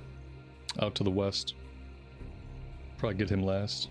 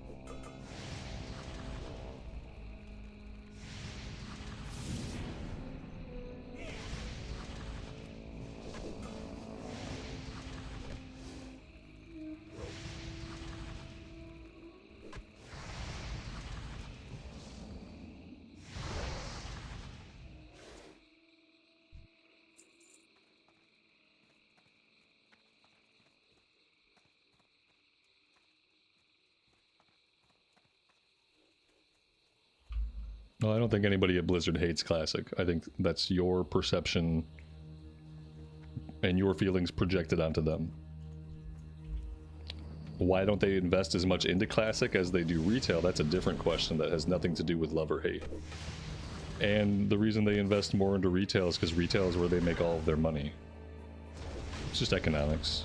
You don't have to like it, you know, but it is what it is. And it has nothing to do with them hating Classic, obviously. More people play retail than play Classic, and there's more opportunities for the company to make money when somebody plays retail.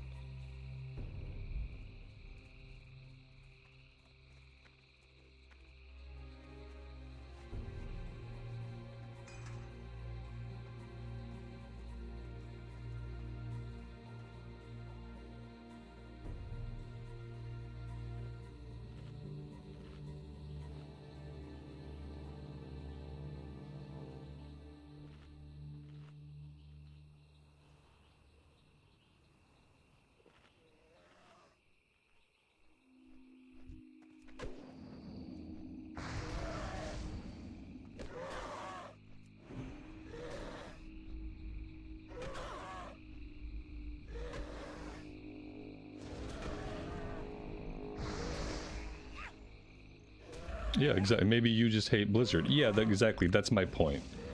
You have emotions, and you're projecting those emotions onto a group of hundreds of people who you don't know. And I would say always, like, analyze the source of a feeling and try to figure out, like, if it's just your emotions or if there's any sense of reality to it. Because there's no sense of reality to the statement that you typed out. You're trying to express a feeling that you have, but in doing so, you've actually placed emotions inside of hundreds of people who you don't know. And that's not the way you want to go about things. In any way of life, you know, in any aspect. Not just with this, but probably with other things too.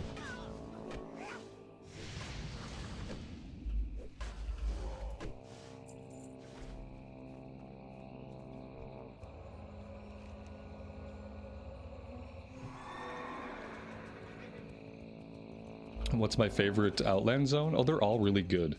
The only one I don't like is the purple zone. But they're all good. Zangarmarsh, Nagrand, Hellfire Peninsula, Terrakar Forest. I mean, even Blade's Edge has things that are good about it. I just haven't spent a lot of time. You know what? Shadow Moon Valley. I always forget about Shadow Moon Valley. I guess the bottom of my list would be Shadow Moon Valley and then the purple zone. And all the other ones are really good.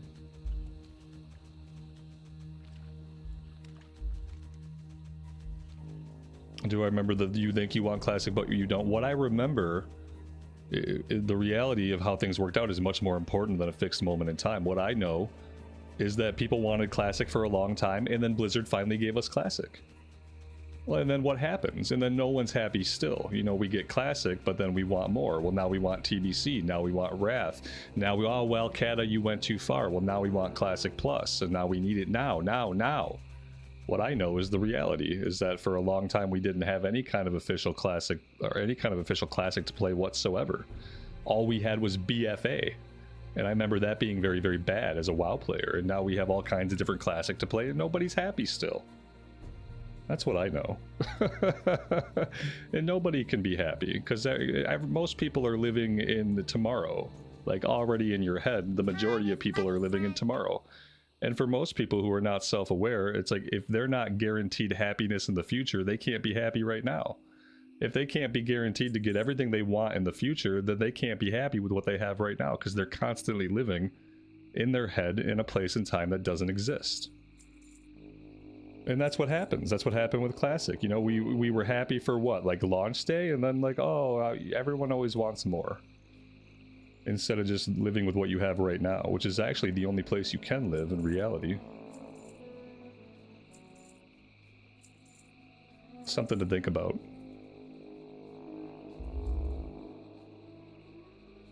Pleasure doing business with ya.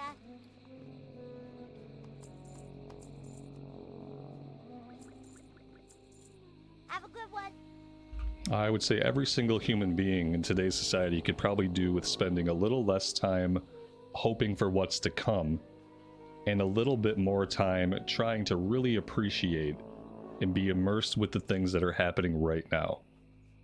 Because the idea of what's to come and like the hope of what's to come, that's just an illusion. You know, the future is not a real place. It's just something that you're making up in your head, and people spend a lot of time and energy making up this future that doesn't exist. And that's why everyone's so fucking unhappy all the time with right now. It creates a real miserable state of affairs.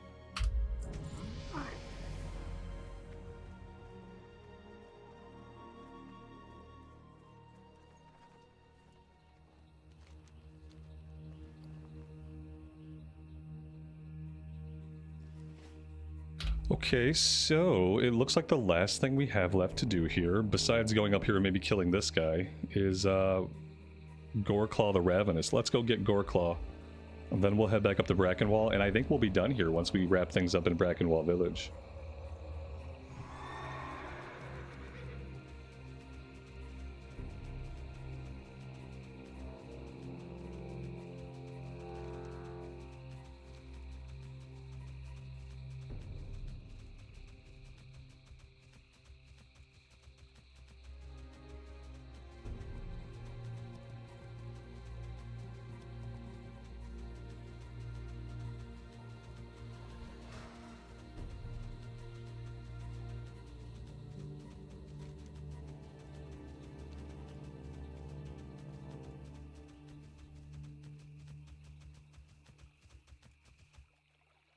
The leveling journey is looking smooth. It really is smooth. You get so much more XP per quest once you hit level 40, and then having the entirety of Dustwallow Marsh basically added to the game. Yep, in the 40s, like usually right now I'm just like in a tizzy wondering how in the heck I'm ever going to get to level 42 to get into Tannerus, and I'm not even thinking about Tannerus right now. We got a ton of stuff to do in Stranglethorn still, we've got stuff to do in the Badlands still, we've got stuff all over the place. And I'm no longer worried about like how I'm gonna get into Feralus and Tannerus and how I'm gonna get into Ungoro. Like, I can just keep playing the game and having a good time, and I don't have to be stressed out about the fact that we're running out of quests. We finally have enough quests to get us to the Dark Portal without stressing out in like the late 30s, 40s, 50s. Like, basically in Classic Era, every moment after level 39, like, you get your mount and then you're like, well, that was fun. Now what am I gonna do? Running out of stuff to do. And then you do 500 runs of ZF and you burn yourself out on the game, and then you don't want to log back into the character anymore. You know? Now we just get to keep questing. At some point I hit level 42, and I've been leveling so smoothly that I didn't even notice. Because it's not taking 6 hours to get a level, it's taking like an hour and a half, 2 hours to get a level. So I'm not even noticing as much when I ding. Let's see, we were going into improved Ret Aura, and I think I want to keep... Ooh, you know what? Maybe I want to go all the way into Vengeance first. I think that would have been a better move. Yeah, it's okay. We'll get both of them eventually. Alright, we do have the named guy back here. He's up right now. We just gotta fight our way back to him.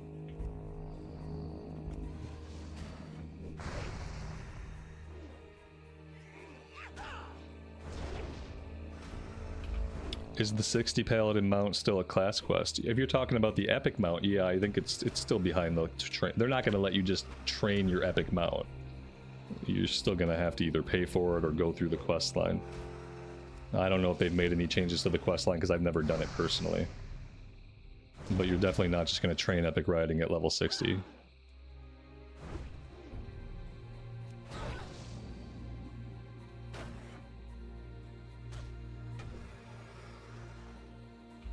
And you never got it as a talent though. Even for, well, what happens at level 30 is you just go train it. It's a spell that you train at your class trainer, but no, they won't give you epic that easily.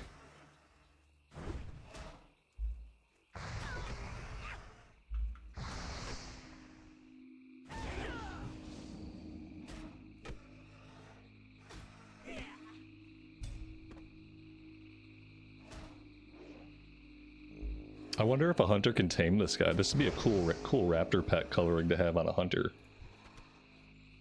There we go. Goreclaw the Ravenous has been put down.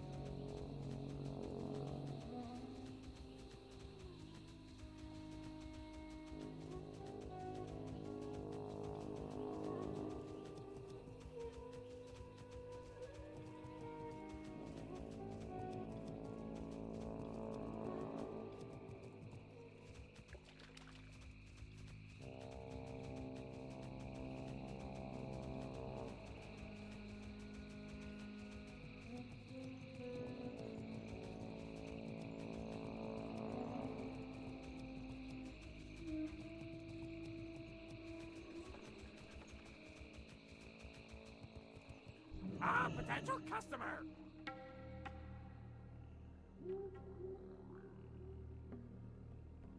Glad I could help.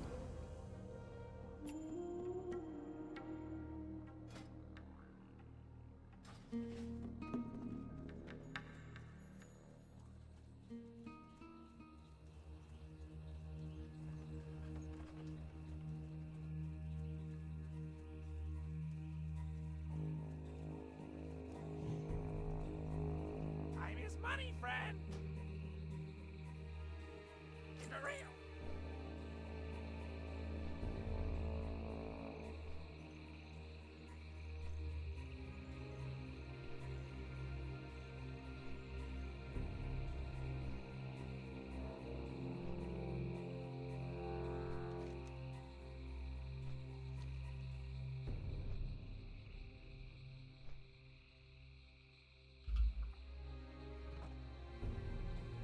Circadian, I'm glad you enjoyed the retail pally. I'm gonna keep playing more of it, but I haven't had time yet. I think Tuesday's maintenance day, and so I think I'll have an extra hour early in the morning to continue that playthrough. So I definitely want to continue it, but I also need to be playing this character every day. So, you know, but it seems like people are digging it, and I kind of liked it. It obviously, you know, leveling in retail will always have its issues, but I'm curious to see how the rest of the process feels. Yeah, a lot of people have let me know that the items that we're getting are actually a part of the Winds of Mysterious Fortune buff, which I didn't know. So like all the potions that we're chugging in retail and like the items and stuff we're getting, that's not default like leveling experience, it's just the buff, I guess. And I had no idea.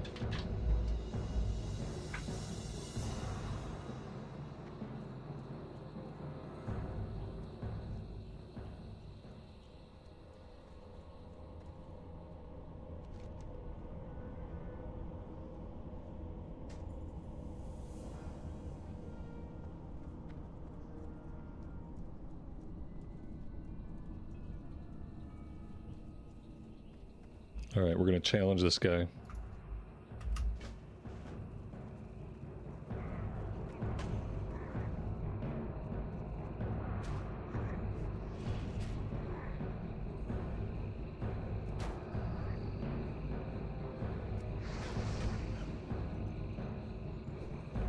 This guy is an effing elite.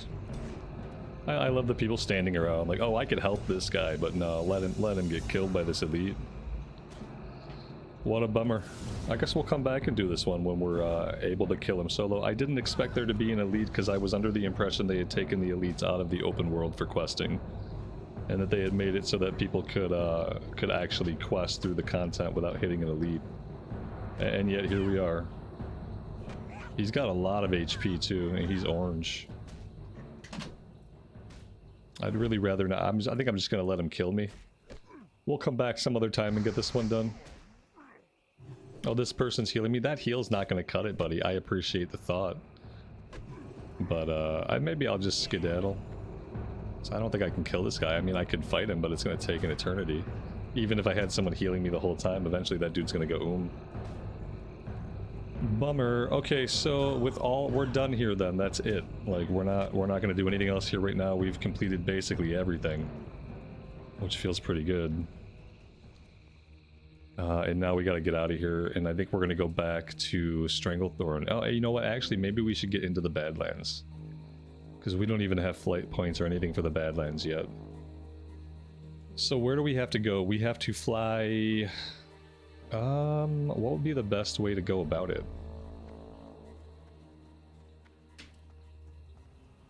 I guess we gotta get to Orgrimmar, then take a Zeppelin to Undercity? That's not gonna get us anywhere close.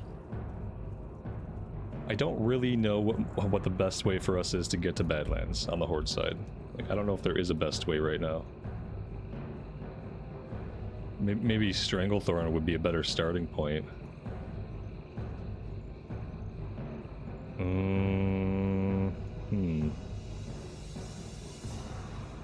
Stranglethorn to Deadwind Pass to Swamp Assault. We're gonna have to run through Duskwood.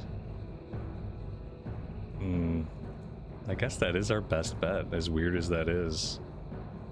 We're gonna have to run through Duskwood, into Swamp of Sorrows, through the Deadwind Pass. No, that's not gonna do it either.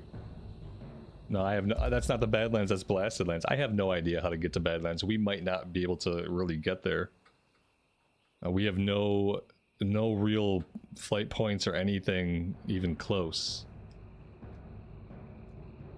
I don't know if it's going to be worth it. I think I'd almost rather just go back to Stranglethorn and focus on Stranglethorn.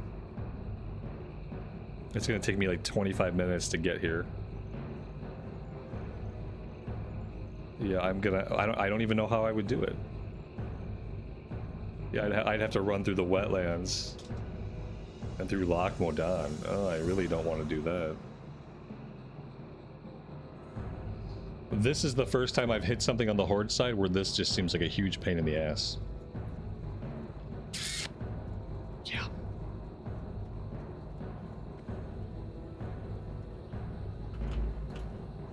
How do I have levels on the zone of the map? I might be using Leatrix maps, which is an add-on. Okay, well, I'm going to try to do this. We're going to fly back to Orgrimmar. I'm going to go bio while we're in flight here. Then we'll catch us up to Undercity. Then we'll fly to the Arathi Highlands. Then we'll run through the wetlands and Dunmorrow into the Badlands. That's the plan. It's going to be like a 15-minute journey.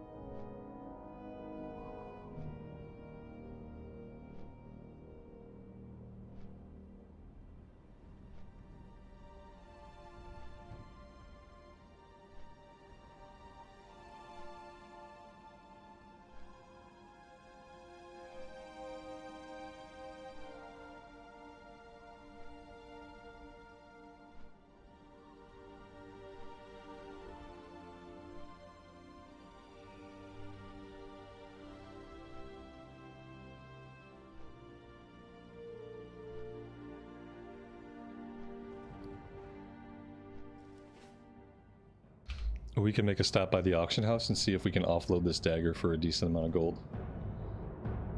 We might even want to check like for some two-handed weapons. We can't really afford anything. I mean, let's face it. We only have 27 gold, so unless somebody put an item up for like an accidentally low amount of gold, then we're probably SOL. But let's at least see if we can sell this blue dagger. Even if I can get like 10 gold for it, that would make me really happy.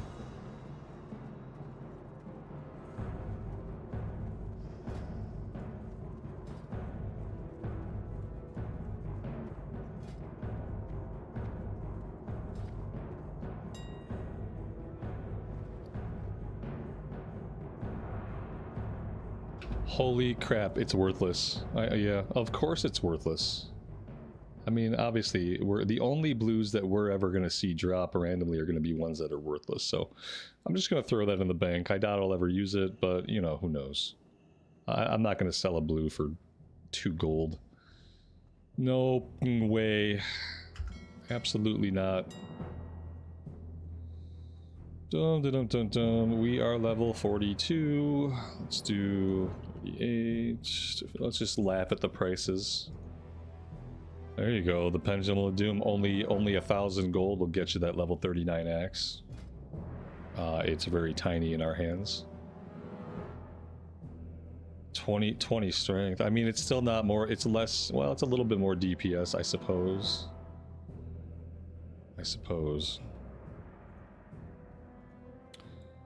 300, they'll get you the jackhammer. It's quite a weapon. Yeah, I mean, something tells me that we are basically stuck with. We could take like we could just take like an of the bear thing. 35 DPS, which is a bit more than we have. 146 top end, 3.4 speed. Like, this might be okay.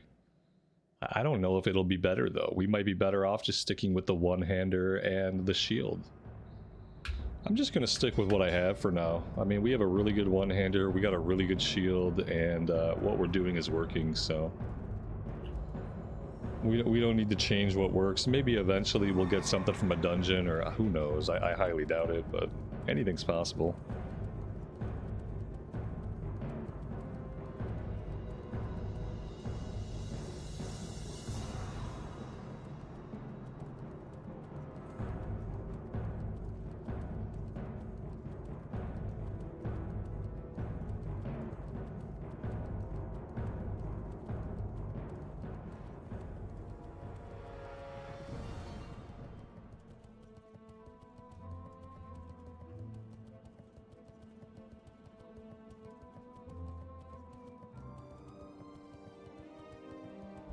It looks like we got here just in time to catch the Zeppelin.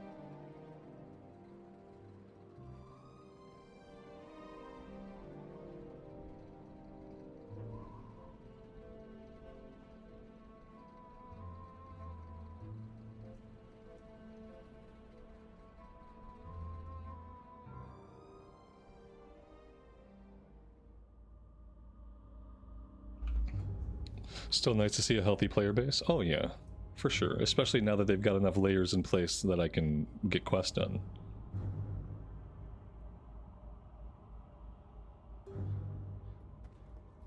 Supposedly they fixed EU servers, but I don't believe it.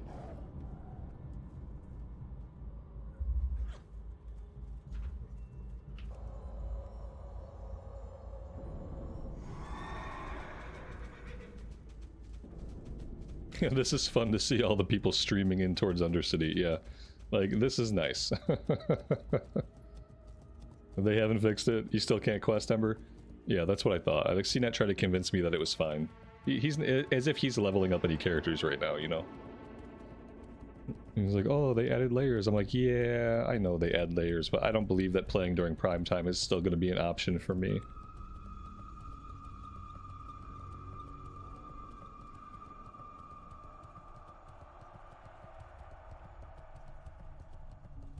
He hates leveling. He hates leveling because he only likes the one class. There's only so many times you can level a warrior, you know? You get sick of it. He boosted that Pally and hates it? Oh, yeah. Well, he leveled it for a bit, and he knew he hated the Pally. I don't know why he'd waste a boost on it. He could have boosted anything else and had, like, a better chance of liking it. He'd already determined at, like, level 40 something that he hated the Pally. Oh well. Yeah, it's hard to level a lot of tunes unless you like a bunch of classes. It gets boring. Alright, so we are going to the Highlands. What now? Hammerfall. Where?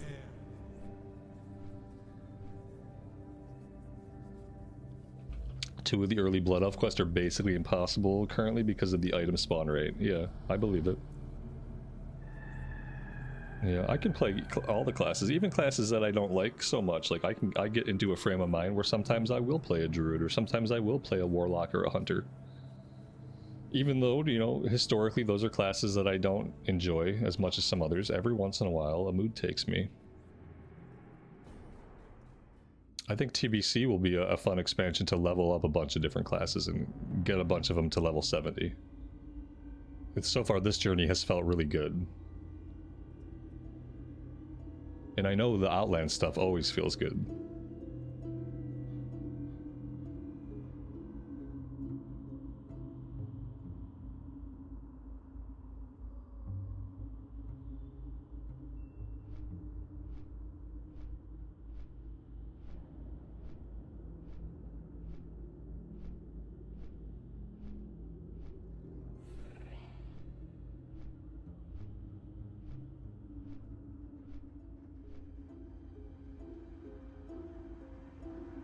I think I either want to do a priest next or a mage. I kind of want to have a healer, so I might do a priest. This could be my healer, but I do like the idea of tanking on it, and like with good equipment, tanking has been good.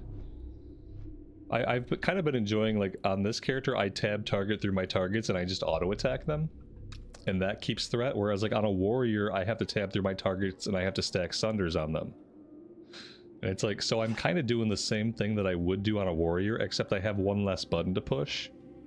And for some reason, to me, like, less buttons are better. So, but I've kind of been liking laying down my consecrate and just tabbing through the targets and auto-attacking them a couple times each. Something kind of really cathartic about it.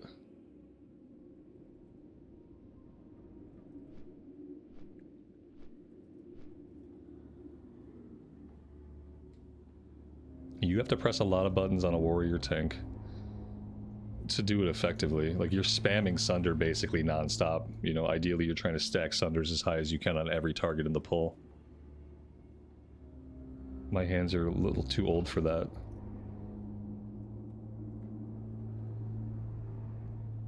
Night Elf Priest? Man, like, how am I not gonna level a Blood Elf? Like, come on.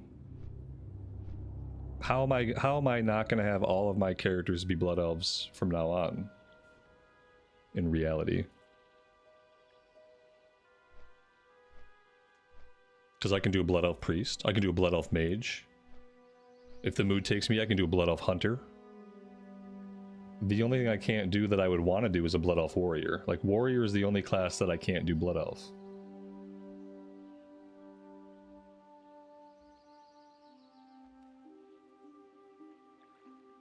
you know, well, totem, shaman and druid too, but I don't play those a lot. So like of the classes that I'm thinking about, at least, the only class I'm thinking about that I can't do on a blood elf is a warrior. But everything else is blood elf, and everything else is good as a blood elf. A blood elf mage, blood elf rogue, blood elf warlock if I get into the mood. Yeah, and night elves have no ear physics, you know. Who wants to play an elf without ear physics? Come on. Give me a break. For only like $400, you could take them all through the dark portal on Thursday. Yeah, like what's 60 times 5? Yeah, like 350. At 400 bucks, I just take every class through. The night elves flip. They do flip in a very strange and distracting sort of way. They curl themselves into such a tight ball that I'm like, okay, like I don't know. I don't know if that is how one would front flip while running. It always kind of bothers me.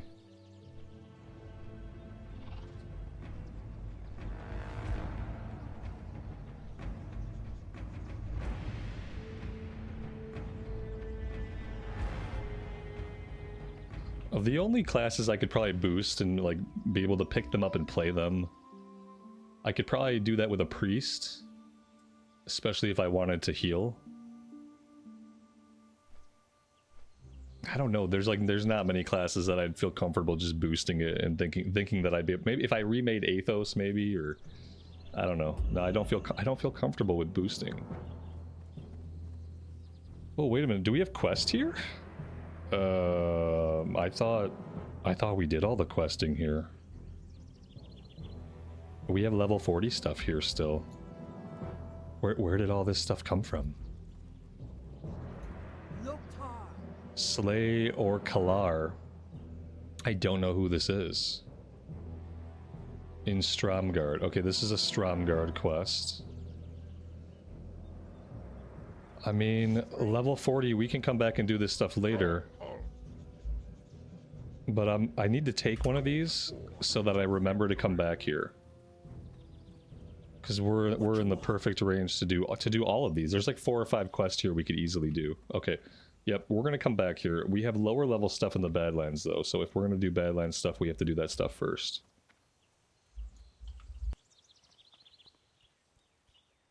I couldn't get into the Draenei this time around. For some reason, like Cataclysm onward, I can get into Draenei. But for some reason prior to Cataclysm, they just kind of seem weird to me. They don't fit in, you know? I mean, and that's kind of supposed to be how they are, like, they're not really supposed to fit in. But I just can't get into it. Loved my Draenei Shaman at the tail end of Kata. It was a lot of fun.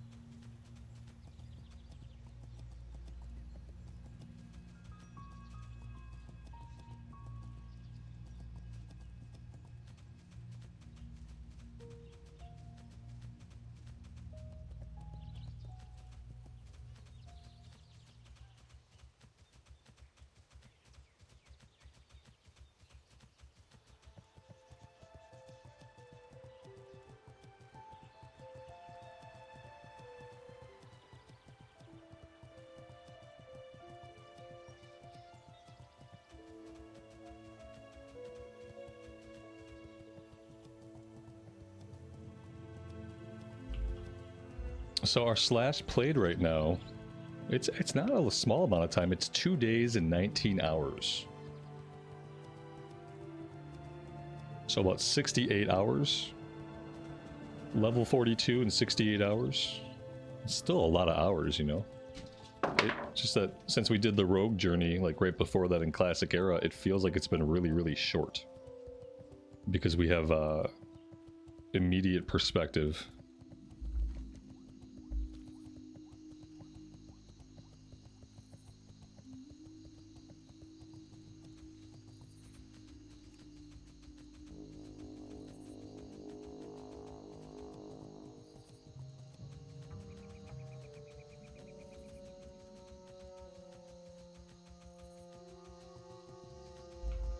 I'm really hoping that the flight point that we get in Kargath will actually connect us out, maybe even down to Stranglethorn, but I'm kind of hoping for a continental connector. You know, not that I use those kinds of flights often because they take a while, but it is nice to have the option to send myself on a flight from one part of the continent to the other. And right now, nothing we have connects down to Stranglethorn. So maybe Kargath will be the linchpin.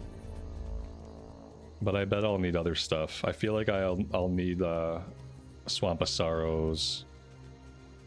And then that would probably connect through.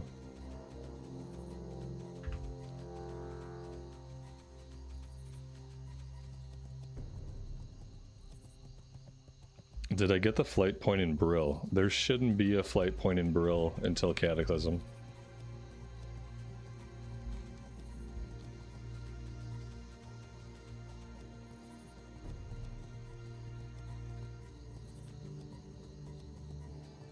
I'm pretty sure.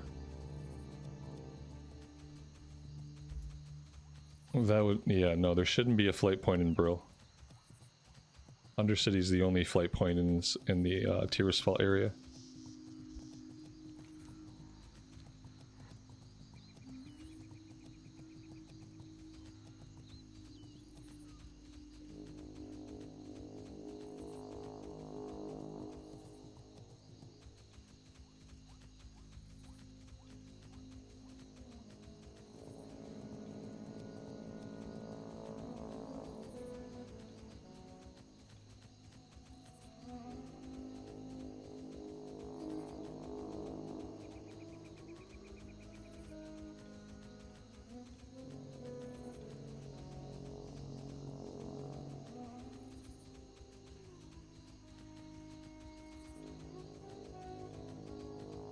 Yeah, you have Zeppelin options to get you into Stranglethorn, absolutely.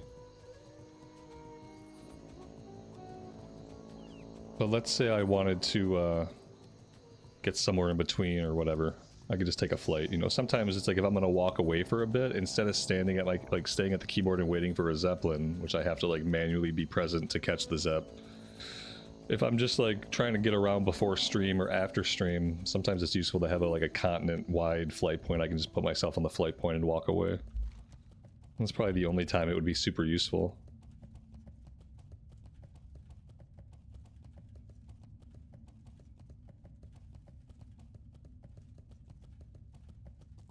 Yeah, the Rebel camp does have a flight point. I heard about that. And for some reason, I didn't think that was the case until Wrath or Cataclysm.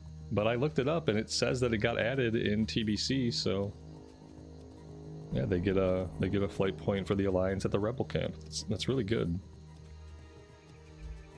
It still doesn't make it as easy to get around as it does on the Horde side, because we got Zeppelins going to both major cities. Like, think about that, you know. The Alliance have a boat that takes them to Ratchet. The Horde side have a Zeppelin tower that takes them to either of the major cities. Like, who's got better traveling options in Stranglethorn? I wonder. Mr. Blaster, good afternoon, buddy. Welcome to the stream.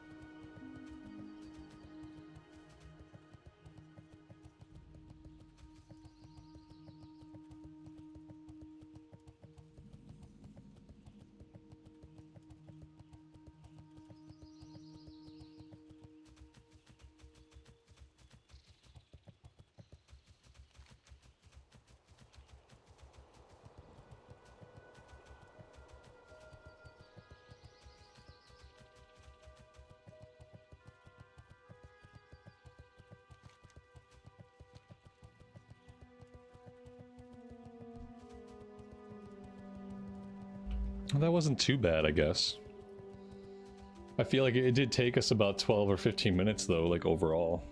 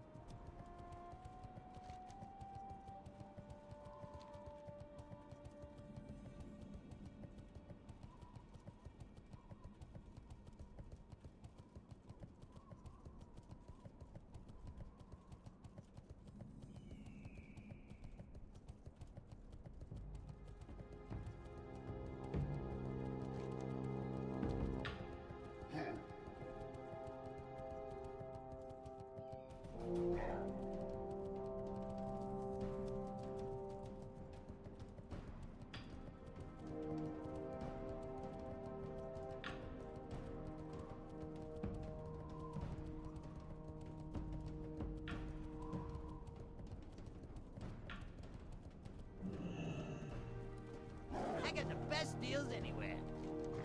All right. Power Stones. I think this is from outside the Keep it instance. real. Have a good one. Pearl diving. Pearl diving, I don't know. Crushed pearl powder. The Vile Reef and Stranglethorn. good. I don't know if I'm going to be doing a lot of travel between here and Stranglethorn. It depends on if the flight point connects. Have a good one. Because I don't know. I don't know if I want to do that. Let's see. Buzzard Wings good. we can do. Loktar, be safe.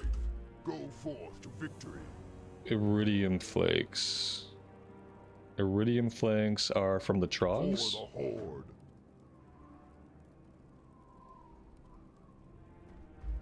Okay.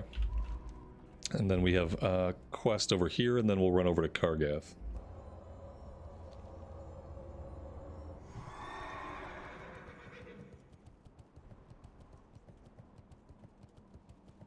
The real test of the population and how many layers they've put in will be in whether or not we can get the rock elementals. The rock elementals are typically very, very farmed out. I think a lot of the reason they're farmed out is because level 60s farm them for like elemental essence and stuff. So maybe with TBC coming out, less level 60s will be here farming these guys for mats. Because the mats shouldn't matter as much. And then if that's the case, maybe we can actually complete these two quests.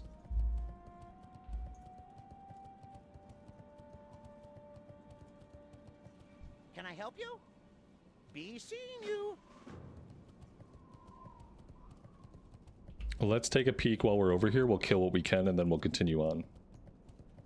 We'll just try to get an idea of whether or not we're going to be able to do this one.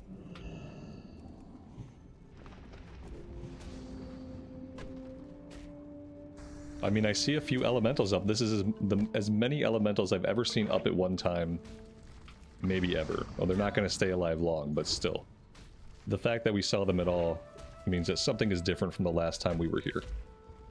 Because on... oh yeah, this should be fine. On the Rogue, we were not able to do any of these on the EU servers. Like, we couldn't do this quest at all. There were never any elementals up.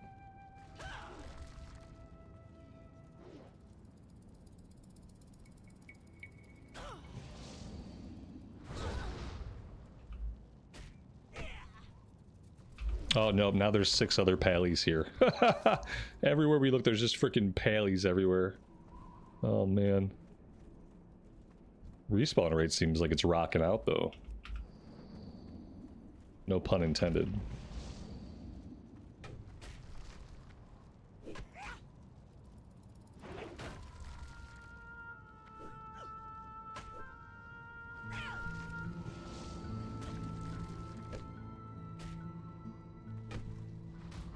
I think we'll be able to do these quests, though. You know, we might have to do a little bit of competition, but nothing like what we saw on the EU realms.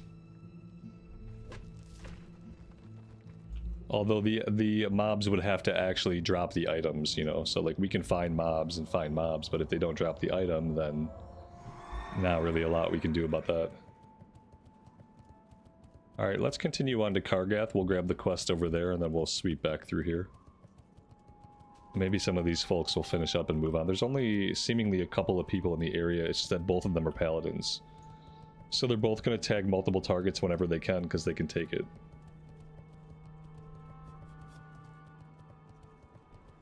It's so nice to have a town here and to have a flight point and hopefully someone that sells food and water. Although we are good for right now. Alright, moment of truth. Where can we connect to from here? Speak, friend. Oh yeah, see, this is what I was hoping for. Just in case, like, I want to just fly anywhere, I can do that now. From top to bottom. Strength. Excellent.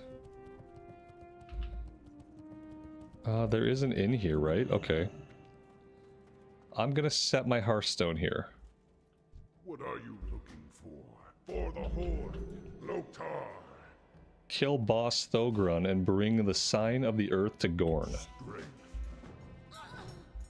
Let's check our inventory.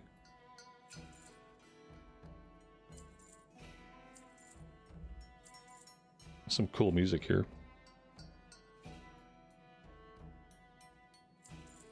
Go with honor.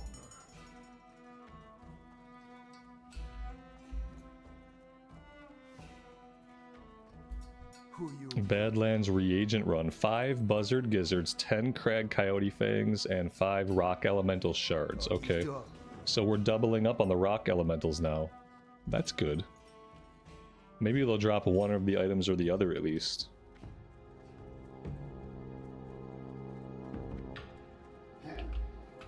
Glory to Unclaimed the Sindora. baggage. Retrieve the advisor's pack, the advisor's rapier, from their holding places in the Anger Fortress. Keep your wits about you. Okie dokie.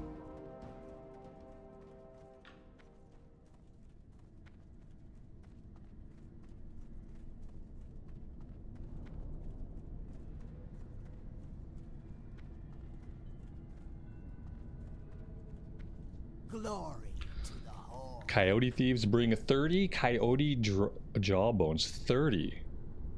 Oh wow. It's like a Nessingori quest. Girl, what are you wearing? It's awesome armor. That's a lot of coyotes. I'm hoping it's 100% drop rate. For the Horde. And report to Helgrim. In Stonard. Okay. Be safe. Stonard. That's in Swamp of Sorrows. I'm not going to be going there for a while.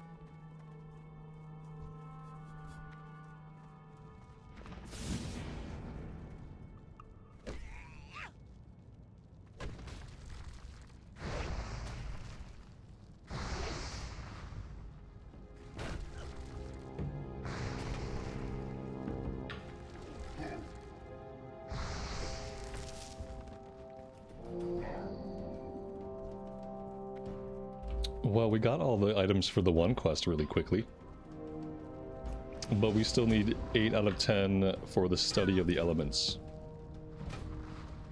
But at least there are plenty of elementals to fight. Very, very different than our last experience.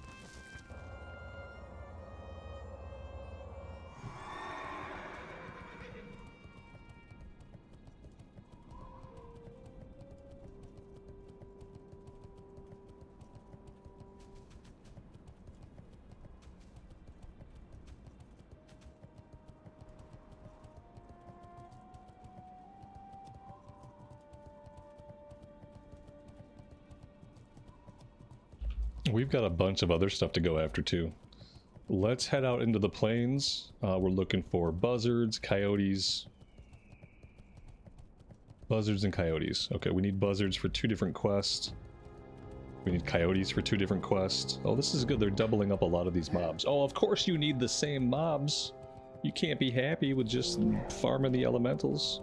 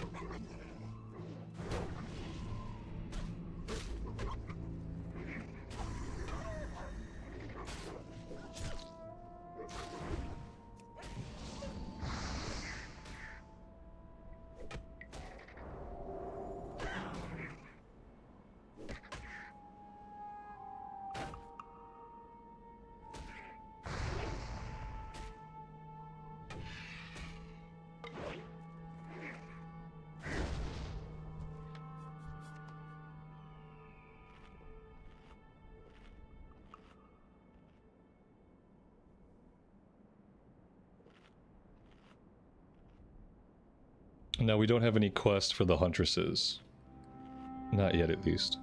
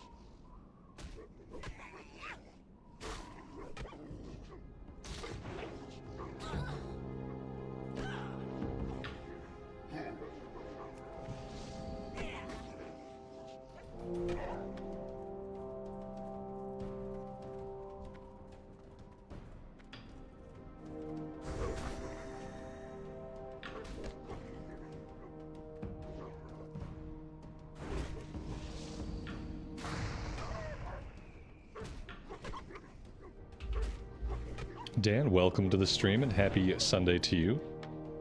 Thanks for joining us today.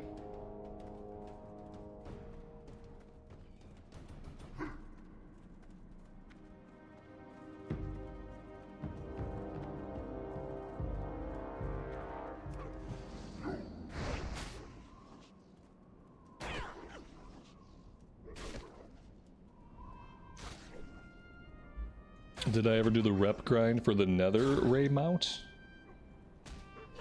I remember my friend doing the grind for the Nether Drake mount, and no, I never did either of those things. Now, watching him get on every day to do like the weird race dailies and all that stuff was enough to tell me that I didn't need to do that. Because he put a lot of time into it.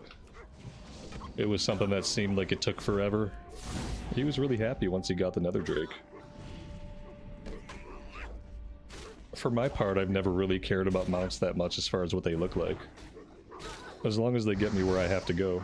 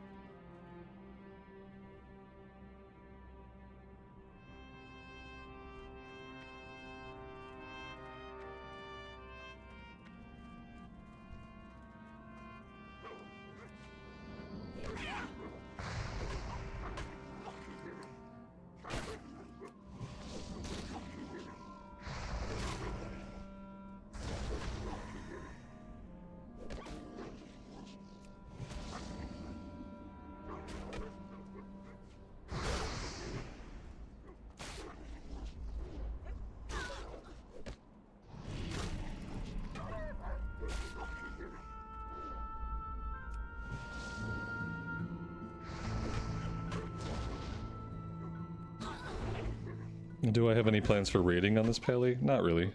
No, this is on my US account, so... I'll probably do heroics with it. And I don't know if I'll tank it or heal it. Maybe a little bit of column A, a little bit of column B.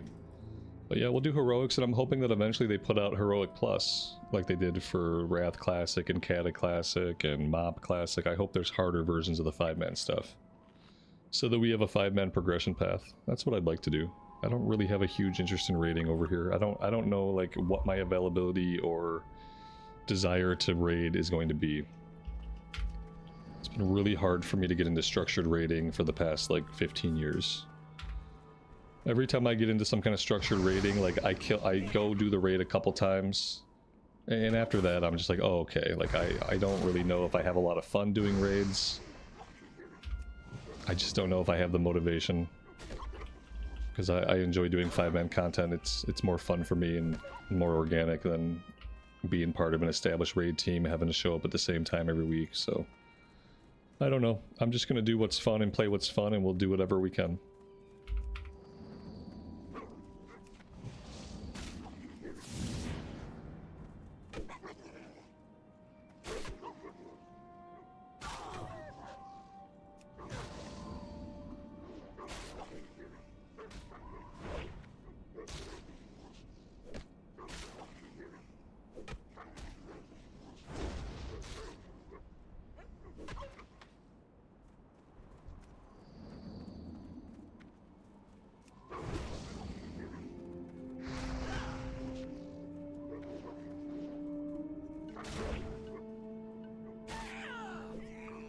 And what's been the highlight of the day? I mean, I've just been enjoying leveling. It's been a really smooth process. I've been enjoying being in the level 40s and not being stressed out about not having quests to do. And there have been enough changes that the leveling just feels smooth. You always have quests to do. You've got places to go. It's been a completely different experience than the level 40s on the Rogue when we were back in Vanilla era. I don't know if it's a highlight or not. That's more of a pervasive feeling of the day. Relief that the questing is still very smooth.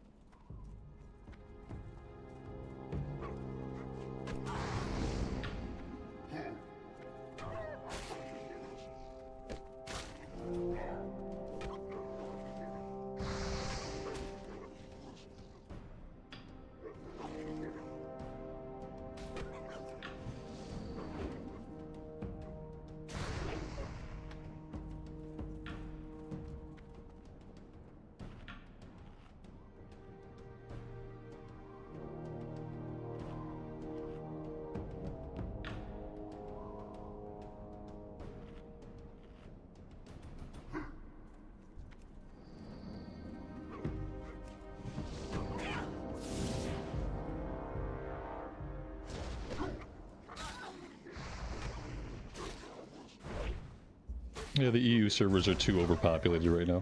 It became impossible to quest or get anything done, and I just got sick of it. After I spent 25 minutes running around a cave and there were no mobs to kill, I decided that I was going to take a little break and play somewhere where I could actually play the game and push my buttons. You know, sometimes we have to change what we're doing to adapt to the situation, and this was one of those times. If I wanted to get on to WoW in the day and like enjoy my play session and not just be continually frustrated, then I had to come back over to the US realms. Because at least this time I'm not playing during prime time, so there's a little bit less people on and it's easier for me to actually play the game and enjoy myself.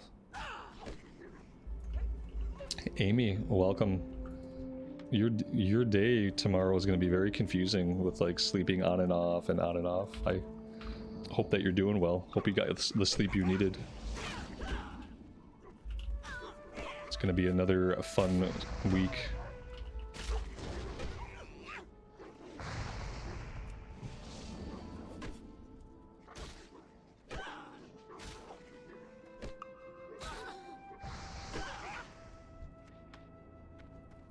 My wife's been in the Philippines on a work trip for the past 9 days.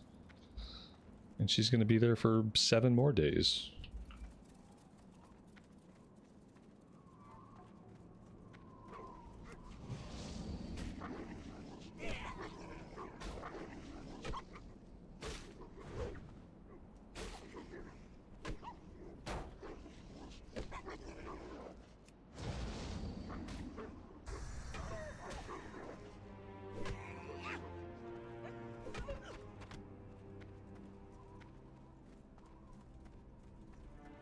Yep, you've got like 6 more hours you can go back to sleep for the night. I would say like stay up for 7 more hours and then you can sleep for your night, and then be ready to wake up for work. But now you're probably going to get like a weird second wind right when you should be going to sleep for real.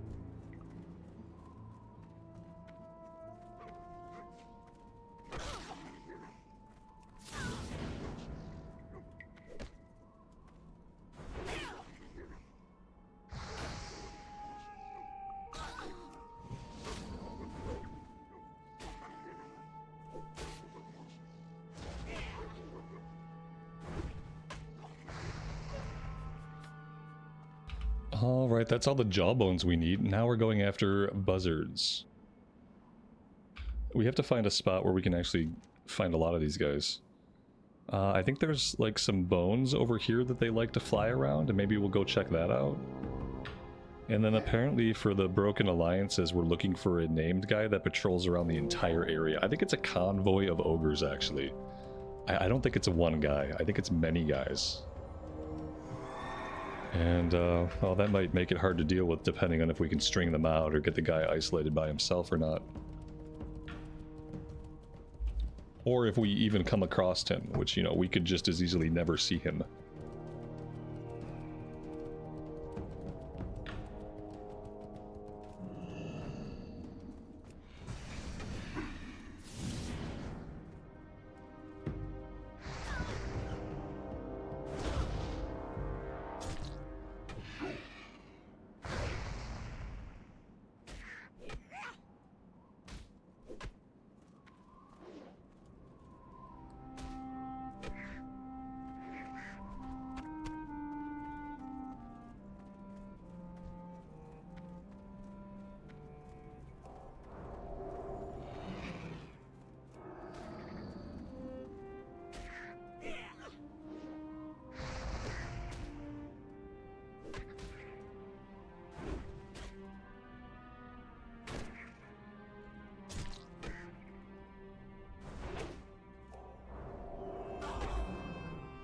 Have I played Overwatch? Yeah, I played Overwatch when it first came out. I had fun. I was pretty bad at it, and I didn't keep up with it. But it was fun when it first came out. I haven't touched it since like the first year of release, so I don't know what it's like nowadays.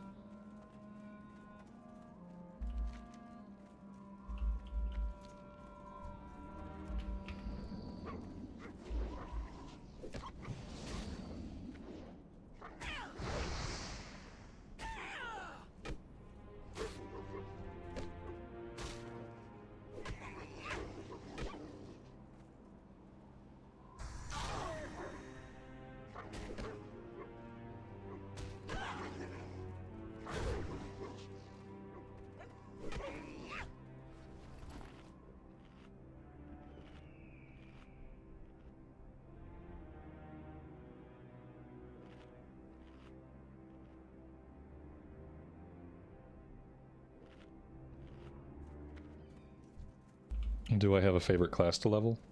I play lots of classes. I try to love the one that I'm with. Unless the one I'm with is a druid or a hunter.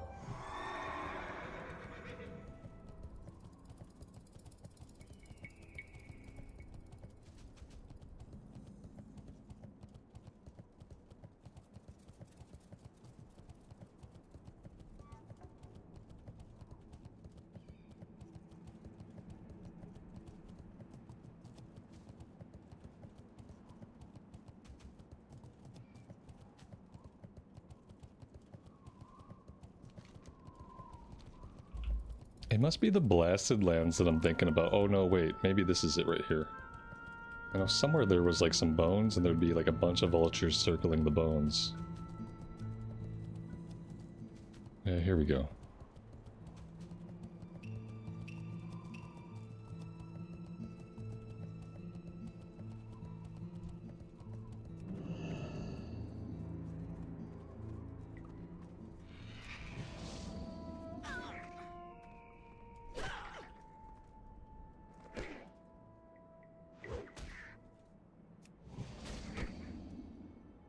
I don't know why it's funny. Think about it this way. It's funny how melee classes in Classic, most of their damage comes from auto attack.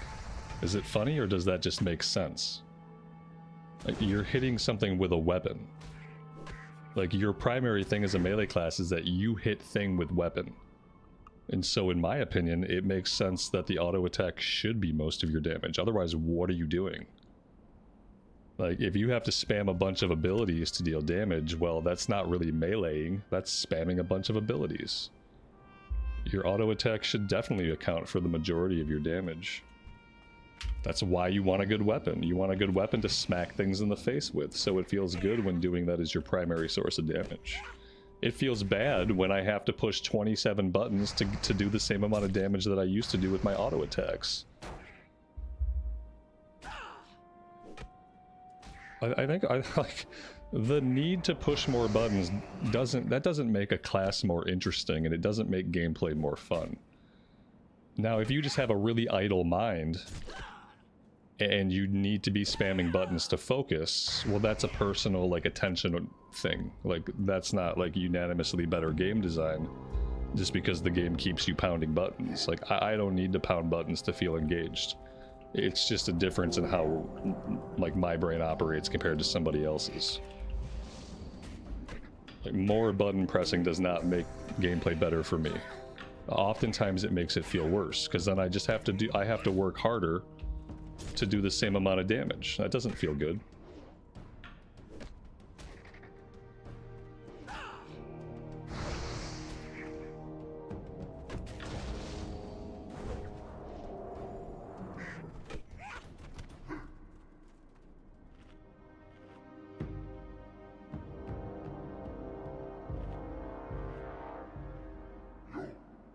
And if I want to spam buttons, there's plenty of games where I can go do that, you know? Where it'll feel more rewarding. Like if I want to pound buttons, I'll go play Hades 2. I have to pound buttons in that constantly to succeed, except pounding the buttons feels really good. And the gameplay feels really good.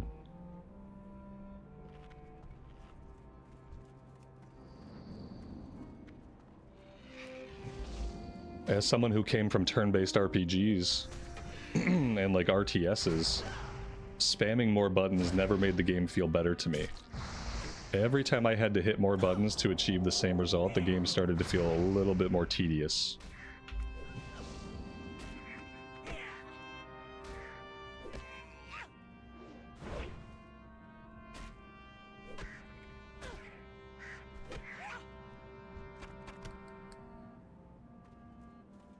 But it's okay, everybody's allowed to be different.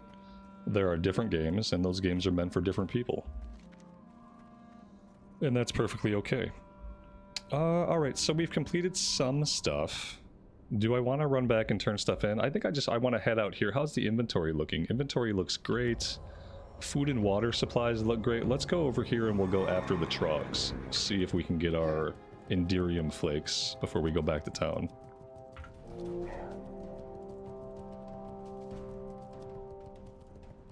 You think Midnight established a happy medium? Well, we won't know until we play Midnight. Yeah, we'll have to be playing Midnight, in Midnight, against Midnight enemies, pushing Midnight buttons. And then, you know, after maybe like 20 or 30 hours of doing that, maybe we can make an assessment.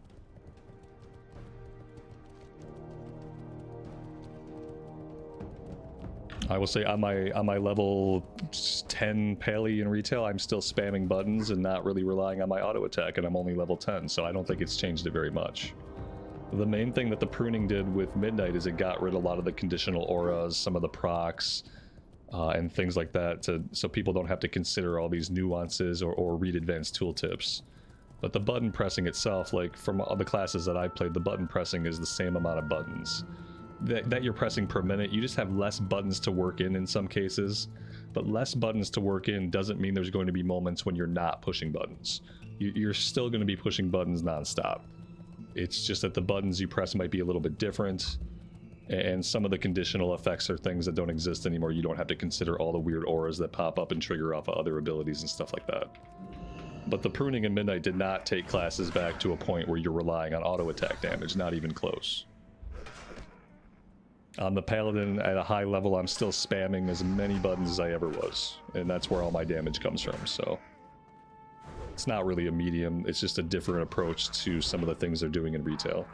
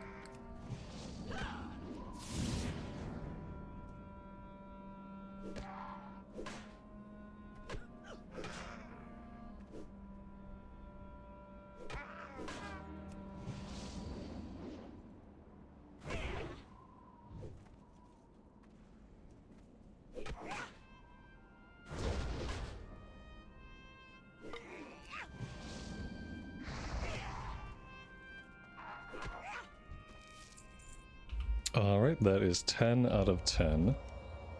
We finished everything except for the rock elemental stuff. So let's go turn these ones in, and then we'll also go back to town, and we'll turn in back in town as well.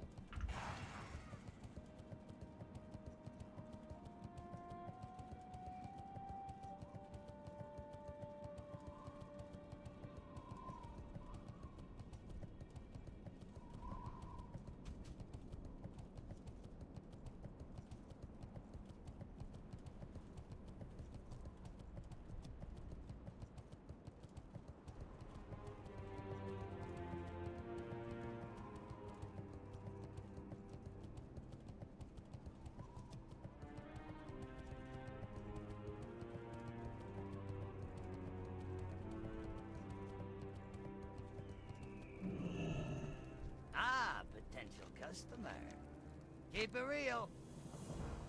What do you need? May your blades never dull.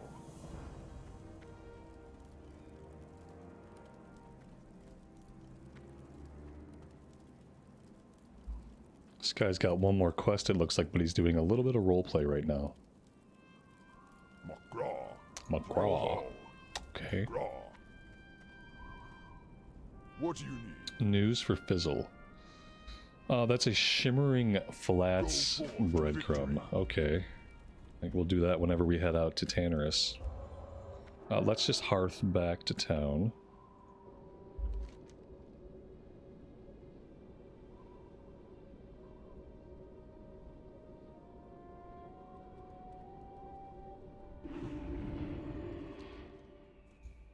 What can I help you with?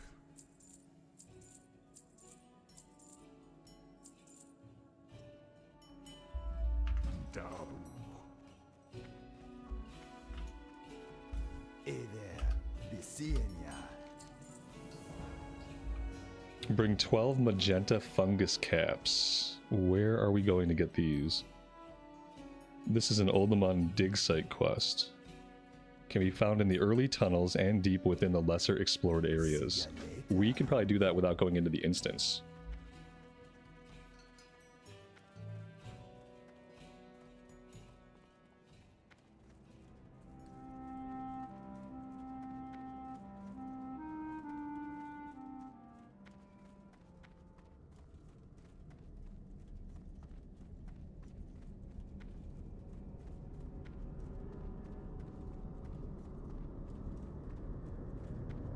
Ogra, Dabu. Alright, so we still have more to do here, and I want to do everything we can here before we go back to Stranglethorn, but unfortunately I am out of time for today. So we're going to park it at the inn, get a little bit of rested XP, and I would love to see you guys back here tomorrow. Thanks for hanging out today and for all the support. Take care of yourselves out in the real world and take care of each other, and we will see you back in Azeroth again very soon. Bye for now.